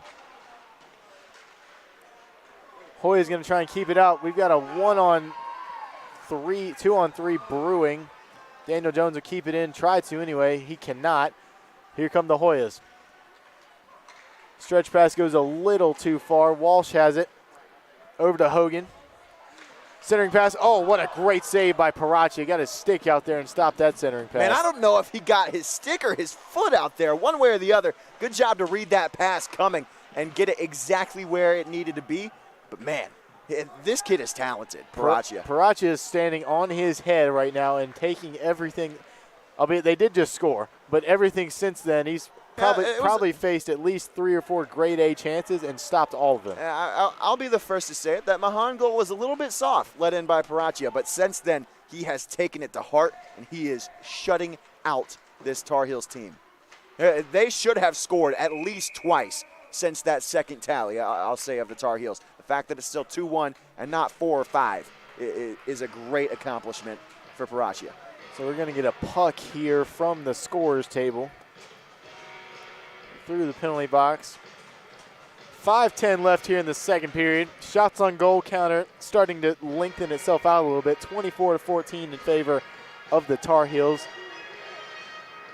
Friedman and Sipple again at the face-off circle. And the Hoyas will win that one, see if they can clear. And they will. That's a huge hit by Kramer along the boards. Nearly opened the door like Kramer's we saw in that last body. game. He does not throw the body around lightly. No, absolutely not. Almost opened that penalty box door like we saw in that the third game of the afternoon in the NC State game. This puck will leak all the way out to center ice. Georgetown will regroup, send it along the boards right by that official. And now Carolina's going to take it. Georgetown just can't hold on to the puck, Grant. They really can't. It's like that. It's like they've never played on, a sheet of ice that's been skated on before. I mean, Volkman talked about it. We've had issues with the ice quality since, this many games have gone on so far today. But that being said, it's not really an excuse. No, absolutely not. That's going to be, let's see, who's on that far board? Ives has got it. Opportunity here for the Tar Heels. Great block by Peter Korn. Again, making the diving save. Oh, rings it off the post. That was for the Tar Heels. Ben Rees tried to make it 3-1 and was mere millimeters away from doing so. Vaglia tags up before he leads this forecheck effort. Heels will make a save, kick save out to center ice, and Douthit will get his blocker to it for the team in light blue. Simon Malone tries to elevate it, cannot do so. Behind the goal, potential opportunity. Oh, great opportunity here. Can Georgetown simply find the puck? No, they cannot. And that'll be cleared out to center ice where the Hoyas will try and take it.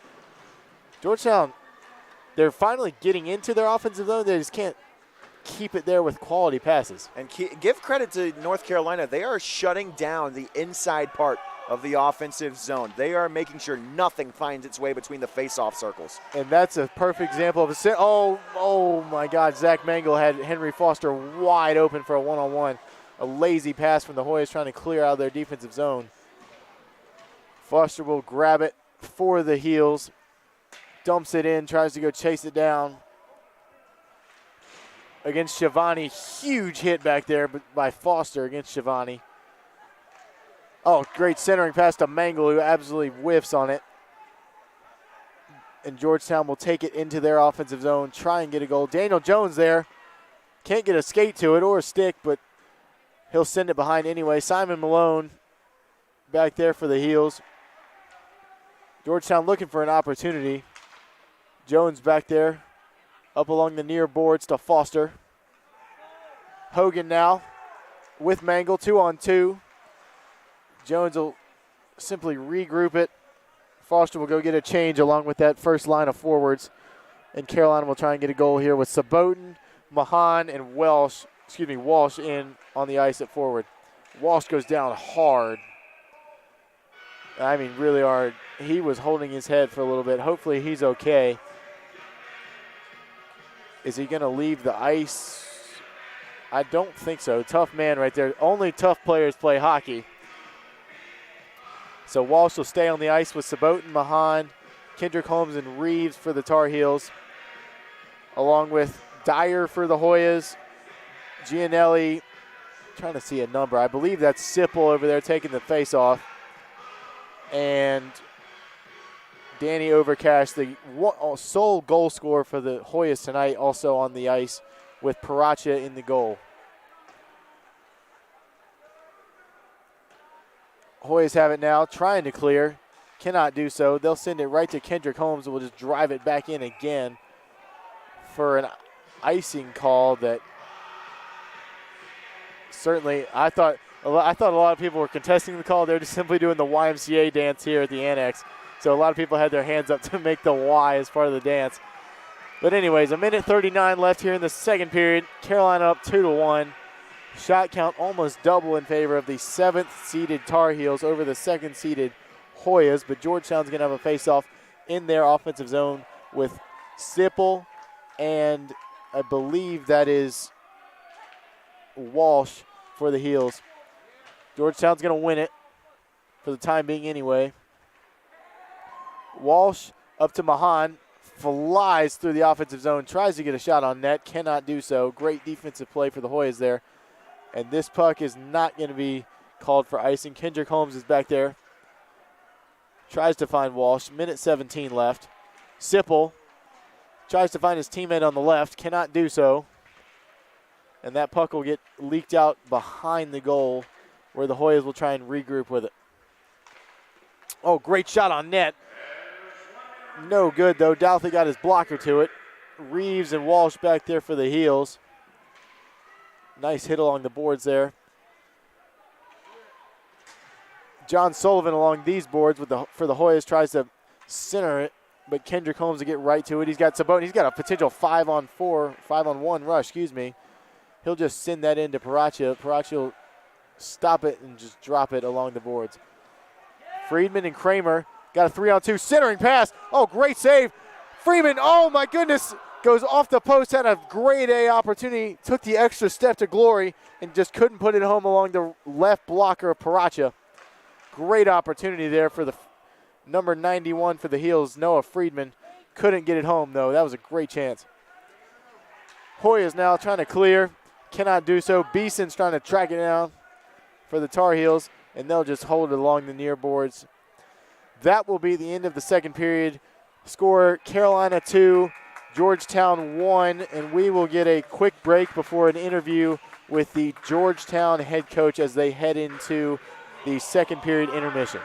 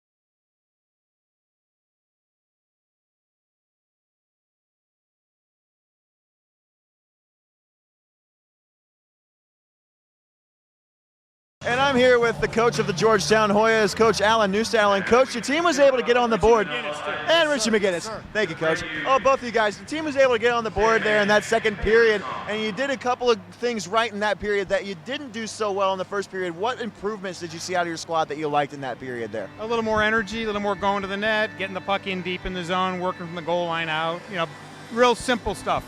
And in North Carolina, they've been able to capitalize on some passing lanes. What do you think that you guys need to be able to improve upon to shut down that offense of the Tar Heels even more so here in the third? I'm not as worried about shutting down the offenses and getting ours going. It's a good way to look at it, Coach. Thank you for your time. Sure thing.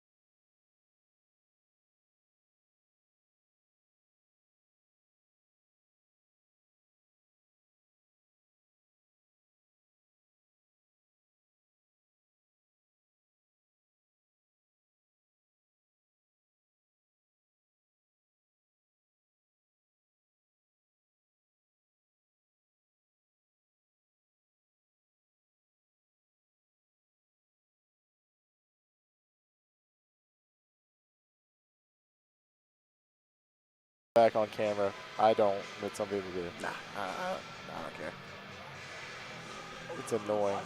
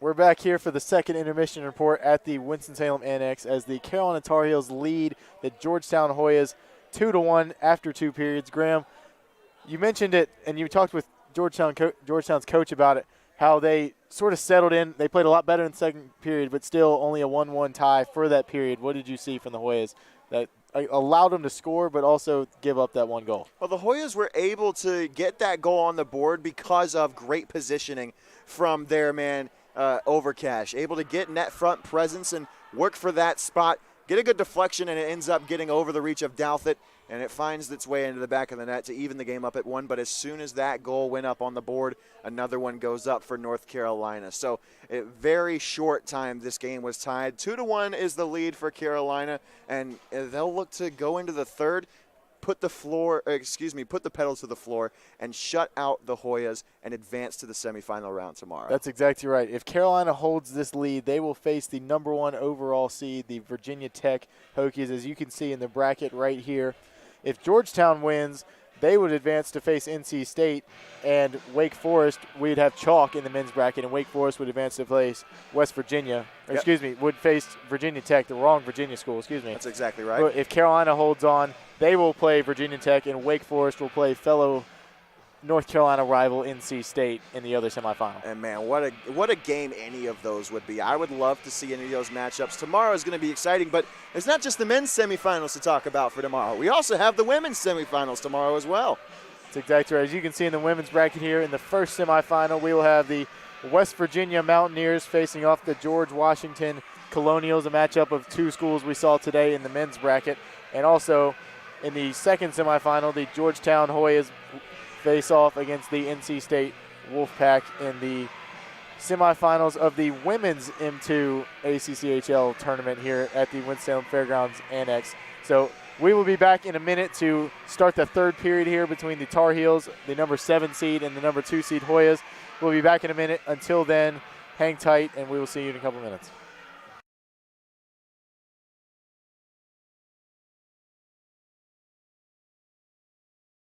The rich history of reinventing itself. Here you can wine and dine back in time, or raise a glass to the future. Witness history in the making, or savor the present moment. That's why you'll love visiting Winston-Salem.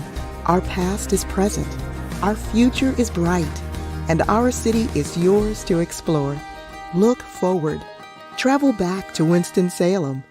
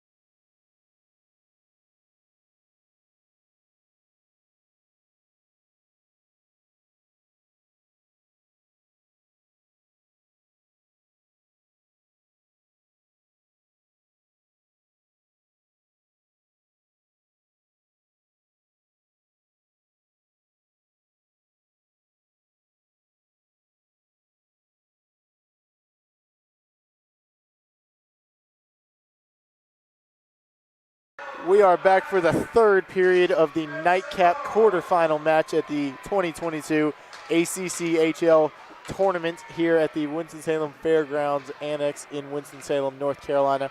I'm Jay Banzett alongside Graham Tuck. The 7th-seeded North Carolina Tar Heels lead the 2nd-seeded Georgetown Hoyas 2-1 after 2 periods. Graham, the shots on goal counter, similar to the last game, heavily one-sided, with the scoreboard not heavily one-sided. Well, I mean, North Carolina has been the better team on the ice tonight.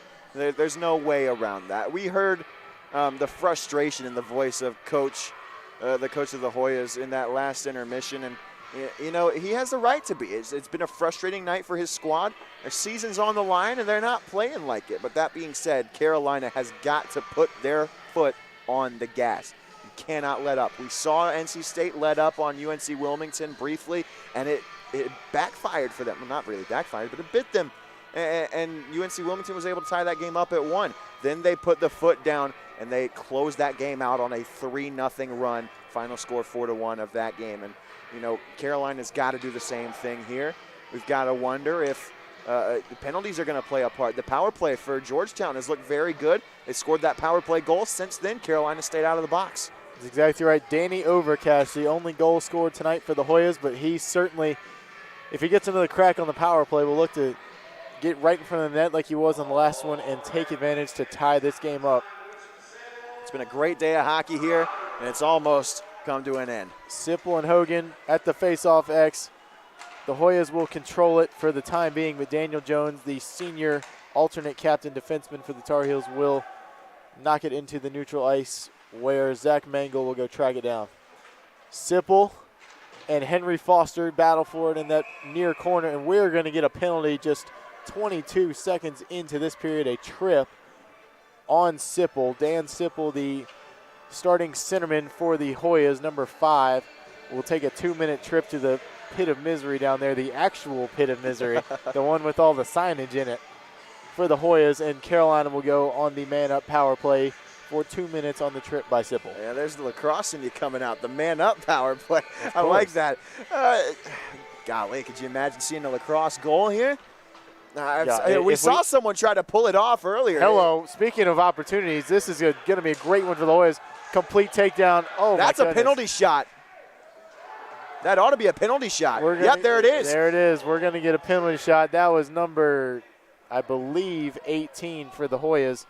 Excuse me. Yeah, it was 18. That's Frankie Gianella, the starting right winger for this Hoya squad. Douthit got taken out. The goal got sent all the way to the back boards. I tell you what, the Tar Heels are just lucky that Douthit is all right. That was a scary-looking play. I personally thought that he was actually a little dinged up after that one. And he looks all right, though. And this is going to be interesting. This is big. This is really, really big. Because you've talked, the theme for the Hoyas all night has been hope hockey. They got the one on the power play. You can't hope here. No. This is mano a mano, one-on-one. It's Gianella and it's Douthit. Who's going to come up big for their team here? Gianella is going to take it right from center ice. Takes it now, goes right down Broadway. Down the middle of the ice, fakes one way, and a huge stretch save by Will Douthit with his left blocker. Stops that penalty shot for Gianelli. And the Hoyas will now hope that they can play some more hope hockey and get a goal, because that was the most grade A chance of the entire weekend, maybe outside of Solomon's in the last game that he simply passed on the wide open net for NC State, but that is huge. Yeah, that is huge. And here's the thing. I wanted to say this before the penalty shot, but in respect of the announcer's jinx, I bit my tongue. If I'm Carolina, I'm happy that you're awarded a penalty shot rather than an actual 2-minute minor in that situation. And here's why. Douthit has been a brick wall tonight. Georgetown hasn't really been able to do much in terms of solo efforts with the puck. Their offensive efforts have been team-driven. A one-on-one against Douthit, I'm taking Douthit every time. And you were proven correct as Douthit makes a save with the left blocker, keeps the Hoyas down 2-1 as his 7th-seeded Tar Heels try to pull this only first-round upset of the weekend. A huge hit there along the boards. That was for the Hoyas, J.P. Atoriano. We haven't heard that name today, but made a huge hit there. Shot goes off the side of the net. That's Walsh. Tries to find his teammate along that board. Henry Foster, who's been all over the place in the forecheck, tries to get to that one. I like the aggressiveness there that time from Gianella. Oh, nice spin. Oh, my goodness. He put him in the washer. Here we go. Foster tries to rip one, goes off the backboard. Jones is back there with Beeson. Jones finds Sabotin over here on the near boards, except it'll leak out to center ice where Foster will corral it and try to reset. Beeson will dump it in. That's a high-flying Noah Friedman. Centering pass, no good. All gets sticked away, if that's a word, sticked away by Parachin. That's a word. Parachia, excuse me. It's a word if you want it to be a word. We can, if Doc Emmerich can say 115 different adjectives or verbs in a broadcast, we can make stick to verb. Still waiting to work in waffle boarded. That's true. Noah Friedman will send this one up to Beeson. Malone will try and center it, no good. Daniel Jones sends it in deep. They'll get a whole platoon switch, and here comes Carolina trying to forecheck the Hoyas here. Georgetown makes a little bit of an attempt, but Friedman again tries to find it along the boards.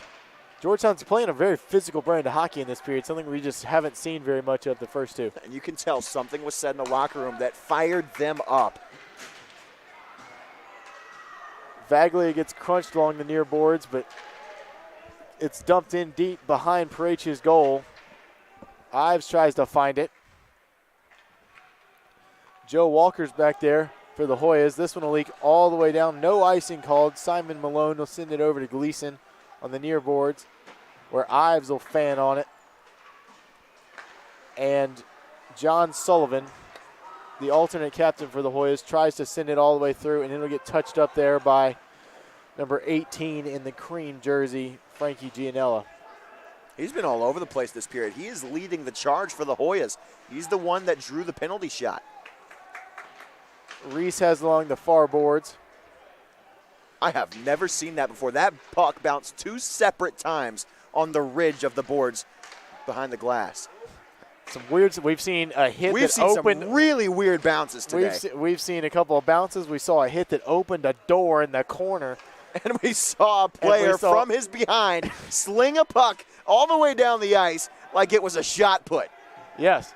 We saw somebody, almost like a discus, just like a rotational sling of the arm. We've seen a player lift the goal up and try and drop it on a goalie. Yeah, I'll tell you what, that was pretty funny. That was some WWE type stuff right there. We've had a very interesting day here at the Fairgrounds Annex for this. Just think, this is just day one. This is day one. We're not even halfway done yet. We're not even the semifinals and the finals on tomorrow and Sunday afternoon. Who knows what can go down when you get ultra competitive teams trying to bring home that big silver trophy. And we've seen it. It is big. Yes. It is no fantasy football trophy that you buy for $15. That is a well thought out award for whoever wins this tournament. Right now, though, both of these teams trying to figure out how to win this game. You got Hogan. Mangel's going to set up, and they're going to score. Go 5-hole on Parachia. That was Hogan single-handedly beating the alternate captain goalie for the Hoyas. Hogan makes it 3-1 for the Tar Heels less than 5 minutes into the third period. Man, that is brutal. That is brutal for Parachia. That's 2 soft goals. The last 2 goals for North Carolina have both been soft. Give credit where it's due to Hogan to make that play, to get the puck, get himself alone, move to the slot, and find the hole. But Parachia's got to close the pads faster than that. Parachia's got to either put his stick in between that hole or absolutely close the legs. Or both. And that's exactly, he did neither of those, and he got beat right there by Hogan. Brian Hogan, the starting centerman for the Tar Heels, number 27, makes it 3-1. And you got to, if you're Georgetown now, you're down 2. You've only had the one real miracle chance. What are you thinking right now if you're coach? If you're coaching this Georgetown team, what are you thinking right now? Coach Neustadel has got to be disappointed with the way that his goaltender has, performed. Oh, here's a chance. Oh, we got another chance. Mahan trying to fly through.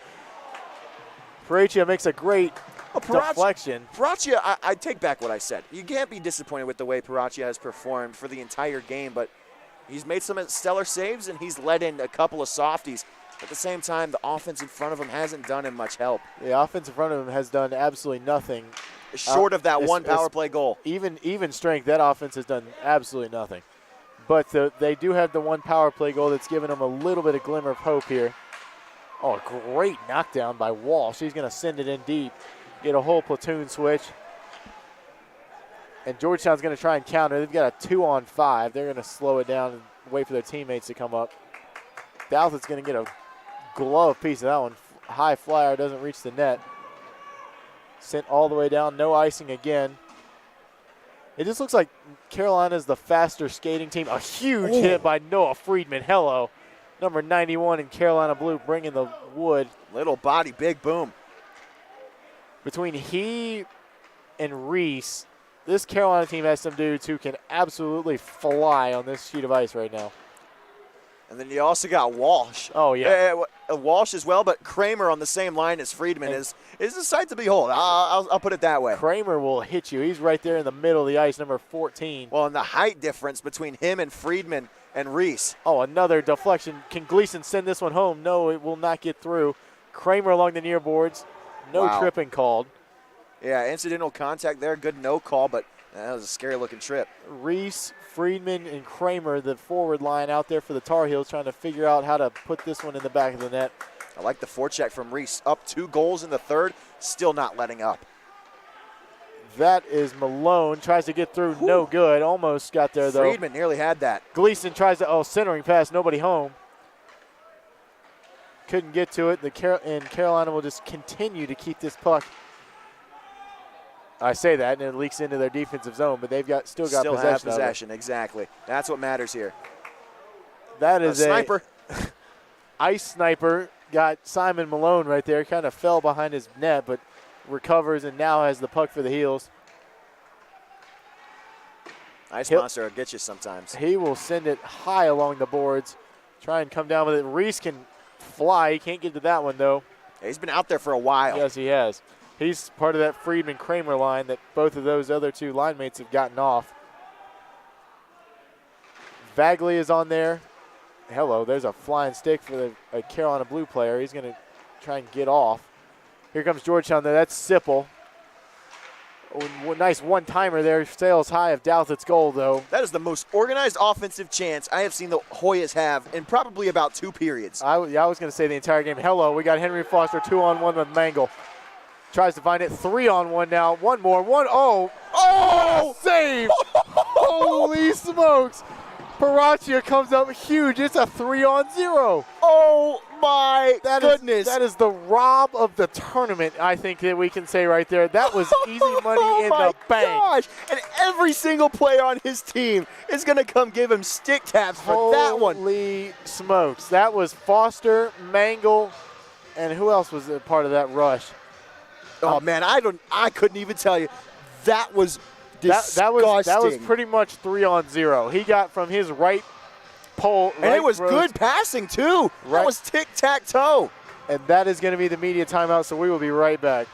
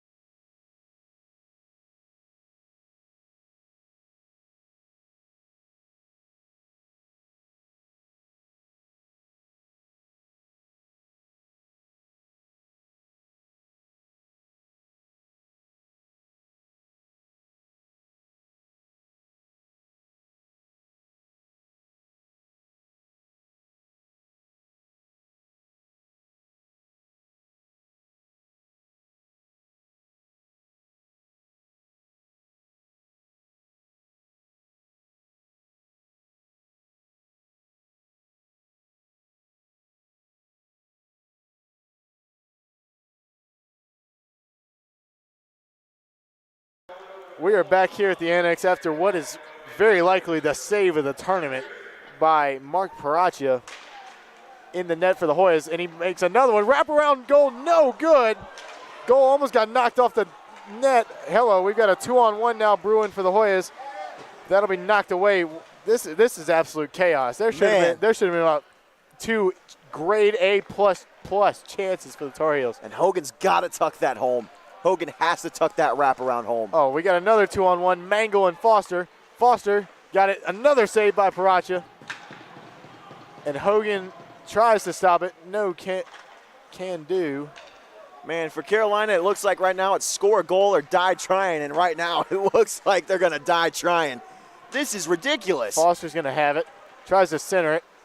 Hogan can't find it. Jones has got it. We'll dump it back to his defensive line mate, and they'll try and regroup and send it up the near boards. Mahan's going to dump it in. Touch it up, try and go chase it behind the net. Shots on goal, by the way, now 40-19 in favor of the Tar Heels. Oh, my gosh. Oh, another save, and they're going to score. That's number 15 for the Tar Heels, David Mahan. Is that his second? He scored earlier. That's his second of the night. I believe it is. In the light blue, David Mahan gives the Tar Heels the well-deserved 4-1 lead. They've still got 3 on the scoreboard. A well-deserved 4-1 lead for the 7th-seeded underdog Tar Heels, trying to find their way into the semifinal against Virginia Tech tomorrow afternoon. Mahan's got 2. This entire team in light blue's got an offensive rush that Georgetown simply has no answer for. And there's only so much that one man can do. Yes. Paraccia giving his best, and just not enough there. Puck flies into the Georgetown bench. We're going to have a face-off in the Carolina defensive zone.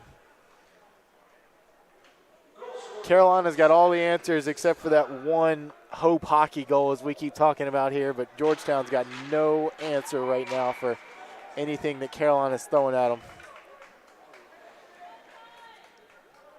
You love to see Paraccia cheering his team on. Oh, absolutely. From behind. You got to keep your team in it, because the more you encourage them, the more intense they will play in front of you. As a goaltender, that's the mindset you got to have. Exactly right. Friedman's trying to fly through center ice. Tries to find him. Kramer can't get through. And Gleason's going to collect it down here. Try and find Beeson along the near boards. With Friedman. Oh, bad turnover right in center ice. You can't have that. Malone's going to try and fight for it on the far boards with Joey Schiavone. And Carolina's going to clear it all the way out to center ice. We got a stick on the far side of neutral ice. It'll get picked up right there by the ref. Schiavone tries to find it. And Freeman's got to tag up. He was on time. Gleason's going to have it now. Along the near boards, that was about as close as it gets to tagging up if you're Friedman. But he's small, speedy, and could get there in time. Speaking of small and speedy, Reese has got it. In that far corner, loses it, though. Carolina trying to find it. That's Ives. If you're Georgetown, you've got 9 minutes to make up a 3-goal deficit, and you have not scored even-handed all night. What are you looking to do? That's going to be icing as it goes all the way down. Nope, waved off. Oh, there we go. Okay. Well, I thought one of the linesmen was going to wave it off, but if you're Georgetown, what you got to do here, I talked about it before, their forecheck is simply not strong enough. They are not getting in the passing lanes. They have no idea how to read the North Carolina breakouts, and as a result, North Carolina is getting into the offensive zone flawlessly every single time down. You got to change that if you're Georgetown. And with that, it will come the offensive zone pressure. Yes. Kendrick Holmes will keep this one in for the Heels as John Sullivan sends it along the near boards. Oh, what a tremendous stretch pass. And that's going to be another save by Douthit. Just got a piece of it. Got another piece of it.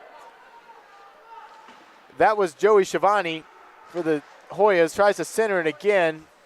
No good. Gets knocked out to the near boards. Going to get kicked away by Zach Mangle. Foster's got it. Oh, we got an odd man rush. Here comes Foster. He's got Mangle in the middle with Hogan on the left. And that's a tremendous defensive play right there from Peter Korn. Man, I tell you what, I would have bet my life that Hogan was offsides there. Georgetown, if UNC had scored, Georgetown should have challenged that. But no goal, so it doesn't matter. Jones shows the no-look shot. Goes wide of Parachi's goal. And here come the Hoyas trying to score even-handed for the first time all night. Centering pass doesn't get through. That's Foster again. He's all over the place. Malone Jones has it now with Mangle, and they're going to easily clear it out to center ice where they will not keep possession, but at least got there. They're going to get a whole change outside of Foster, and he'll head to the box now. Jones up there for Walsh. Foster's going to help him pass. out. A beautiful pass. Oh, great centering pass. Can't find a home, though. Parachi got a little lucky, as that was Mahan trying to find the hat trick. Might find it here. No good off the left of Parachi. And Georgetown trying to find something. We'll just dump it in, get a change, and hope that this new line of forwards can give them some sort of even strength offense. Good keep that time. Oh, that was a great kick in there. And here's the forecheck. There you go. That's what I'm talking about. Tyler Anderson kept it in for the Hoyas. They're trying to keep it in, but Mahan is going to fly through center ice. Hello. 15 in blue, looking to center pass for his teammate, No Way Home. And the Hoyas now have a 3-on-3 break, trying to capitalize. A little secondary break here. No good. Knocked away by Gleason. That's a great play by number 12 in blue. That was a nice little pass. Just receipt wasn't expecting it. Georgetown along the near boards. Almost offsides, not quite though. And that's going to be Sullivan trying to drive in. Puts a shot wide of Douthit. And Gleason is going to battle for it now on the near boards. Oh, bad break there for Adam Cookson. Was waiting for the puck on the near boards, couldn't find it. Malone back there. Oh, here comes Friedman. He'll wind it up along the far boards. Nice play. Dump and chase. Ultimate speedster goes and tracks it down. He's got a teammate in the middle of the ice. That's Beeson. Can't find him. Reeves back here on defense, defending against Sipple, tries to find it. Oh, a great blocker save, knocked away. Oh, Beeson just swatted that. Beeson. That was an angry play. Beeson looked like he was punching a punching bag right there. Georgetown finally getting a little opportunity. Centering pass goes behind the net now. Kramick's back there with Friedman. And with 5.5 left, you're getting into pull the goaltender territory down by 3 if you want to do that. That one almost went home for the Hoyas, as that was Joey Schiavone trying to find a home but could not. The captain back there for the Hoyas can't find it, and that one's getting sent all the way down. It's going to be icing for the Heels. I don't know how much I agree with that, but I think that puck could have been played at the red line. But a lucky break for the Hoyas, and I wonder if they'll use their timeout here. It doesn't look like they will. I would recommend it. Will they pull the goalie with a set See, offensive I don't know. face-off? UNC Wilmington down 4-1 in the third. They didn't pull their goaltender. You got to wonder if the same thing's going down here. So this will be Friedman and 35 and Cream. What a great save off the right shoulder by Douthit. That was Cookson taking the draw for the Hoyas, able to win it. Kendrick Holmes tries to fight through a ref. Oh, what a pile up in front of the goal there. We've got Reeves laying on top of a Hoya. That's 18, Frankie Gianella, excuse me. Got pancake down on the ice and a huge platoon shift. Can Georgetown take advantage? It's going to get leaked all the way down to Douthit, where number 71, who we have not called all night, John McGlory, collects it for the Heels. Foster down there with Mangle. Mangle is flying all over the ice. He is up, down, on the ground, skating with the puck, without the puck. He's doing a whole lot of everything tonight for the Heels. And that's the kind of effort that we've seen from every single player on this Tar Heel roster tonight. And that's just the fact of the matter. This team wants it more. It's resulting in a lead. Oh, Foster crashes hard in the near boards. Gets up, though. And Sipple's going to try and find some sort of offense for the team in cream. McKenna, 2-on-1. Mangle got Foster. Back to Mangle. And that's going to get saved. Beautiful save there by Paracha. Held his post. Shot, ate it right in the chest. Gloved it. And we're going to have a face-off here. And we're actually going to get a timeout. This is going to be the Georgetown timeout. You were just talking about we got 40 seconds left in the timeout. 4-1 Carolina.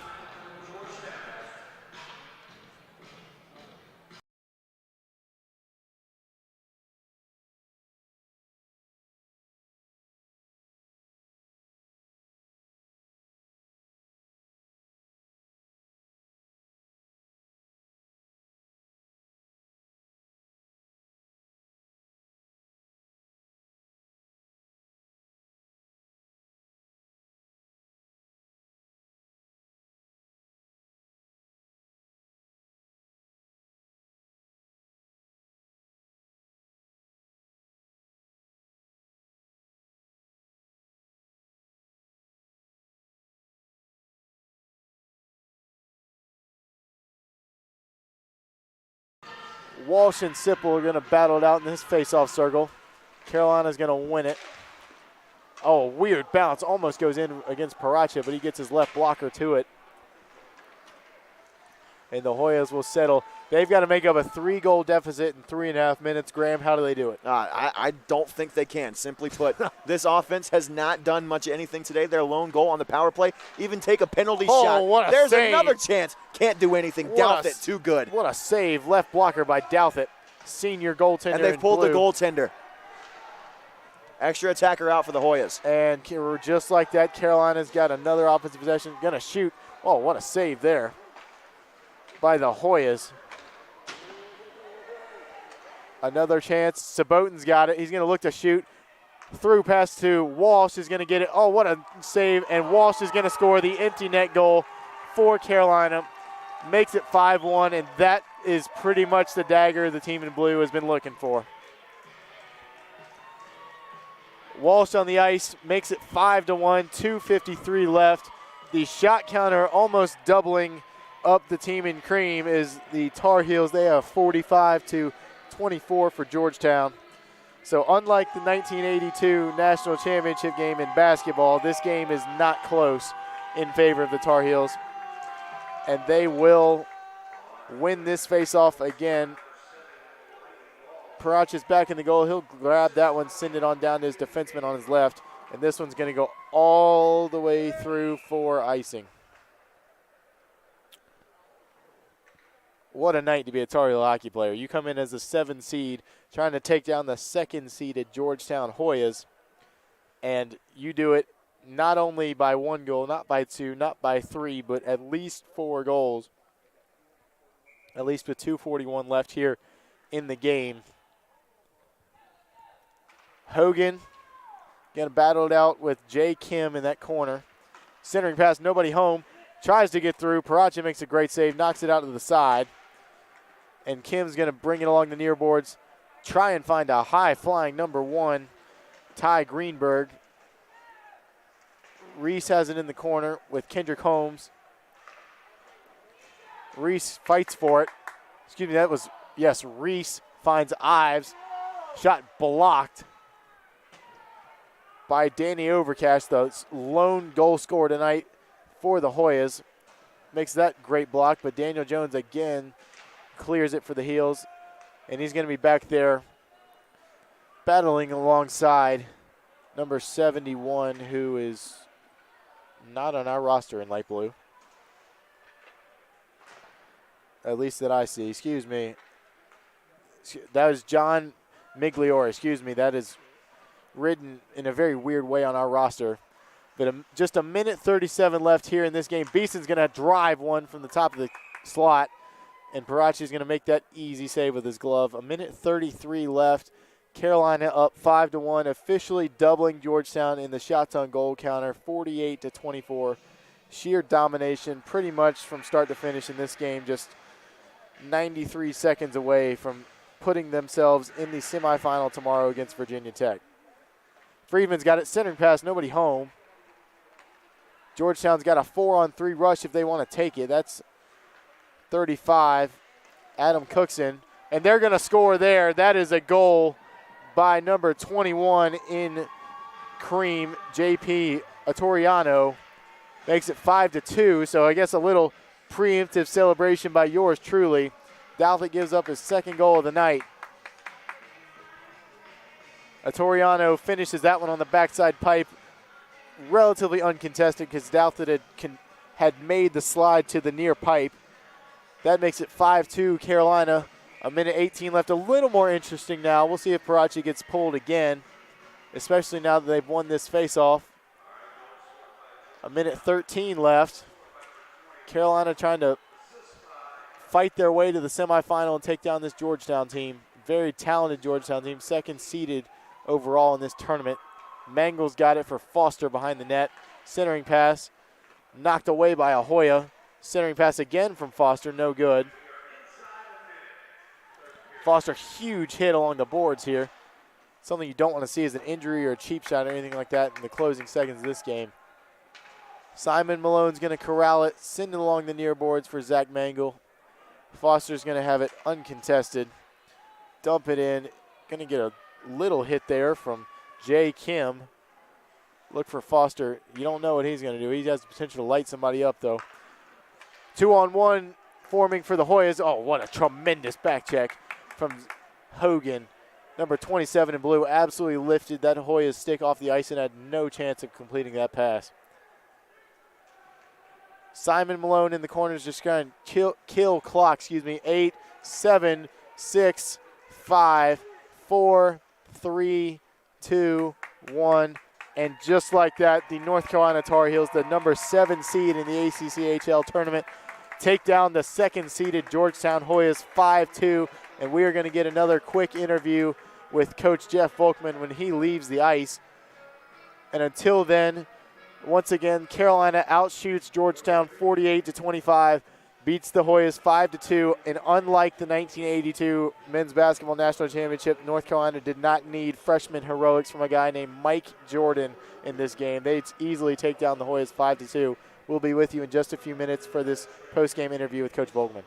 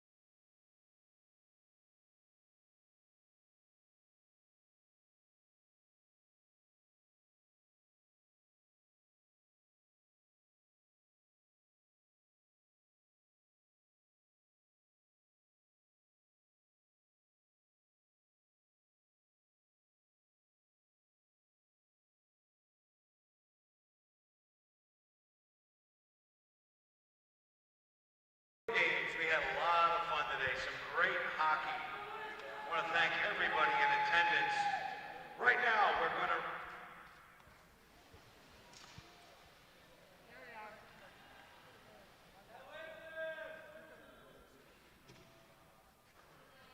What's up, guys? Good job. All right. Well, I'm really proud to announce this. Right now, we want to recognize Daniel Jones.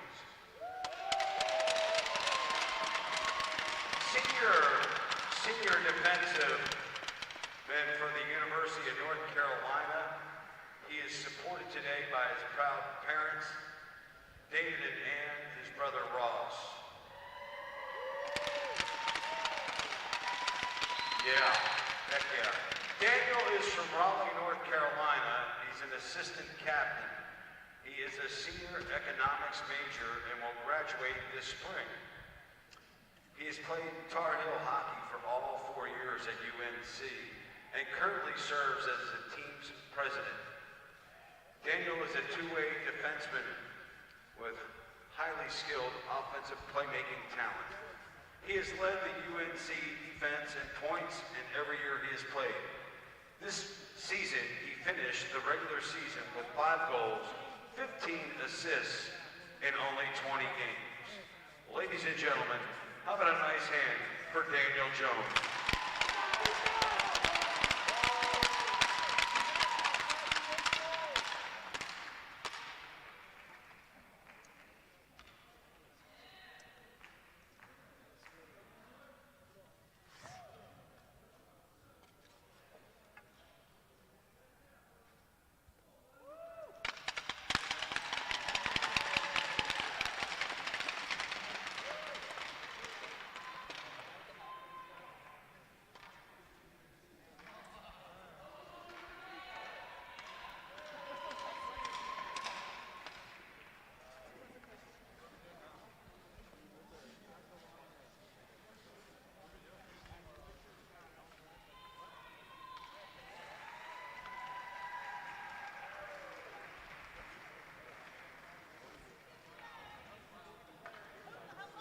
Congratulations to Daniel. Congratulations to the Tar Heels. We'll see you all tomorrow. Thank you.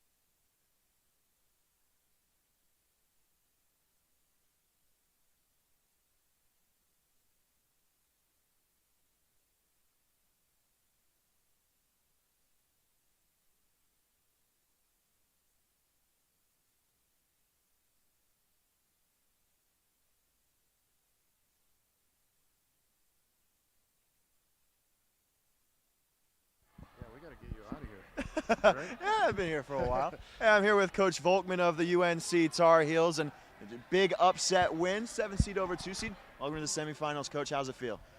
I'm just elated. I mean, I didn't know which way that game was going to go, and we were battling, we were struggling the first and second period. It was a 50-50 game there, but that third period we started pulling away, and everybody's super happy. And a lot of seniors on this team, a whole lot of seniors on this team, especially Will Douthit, played out of his mind in between the pipes tonight. How does it feel to know that these guys get to play one more game?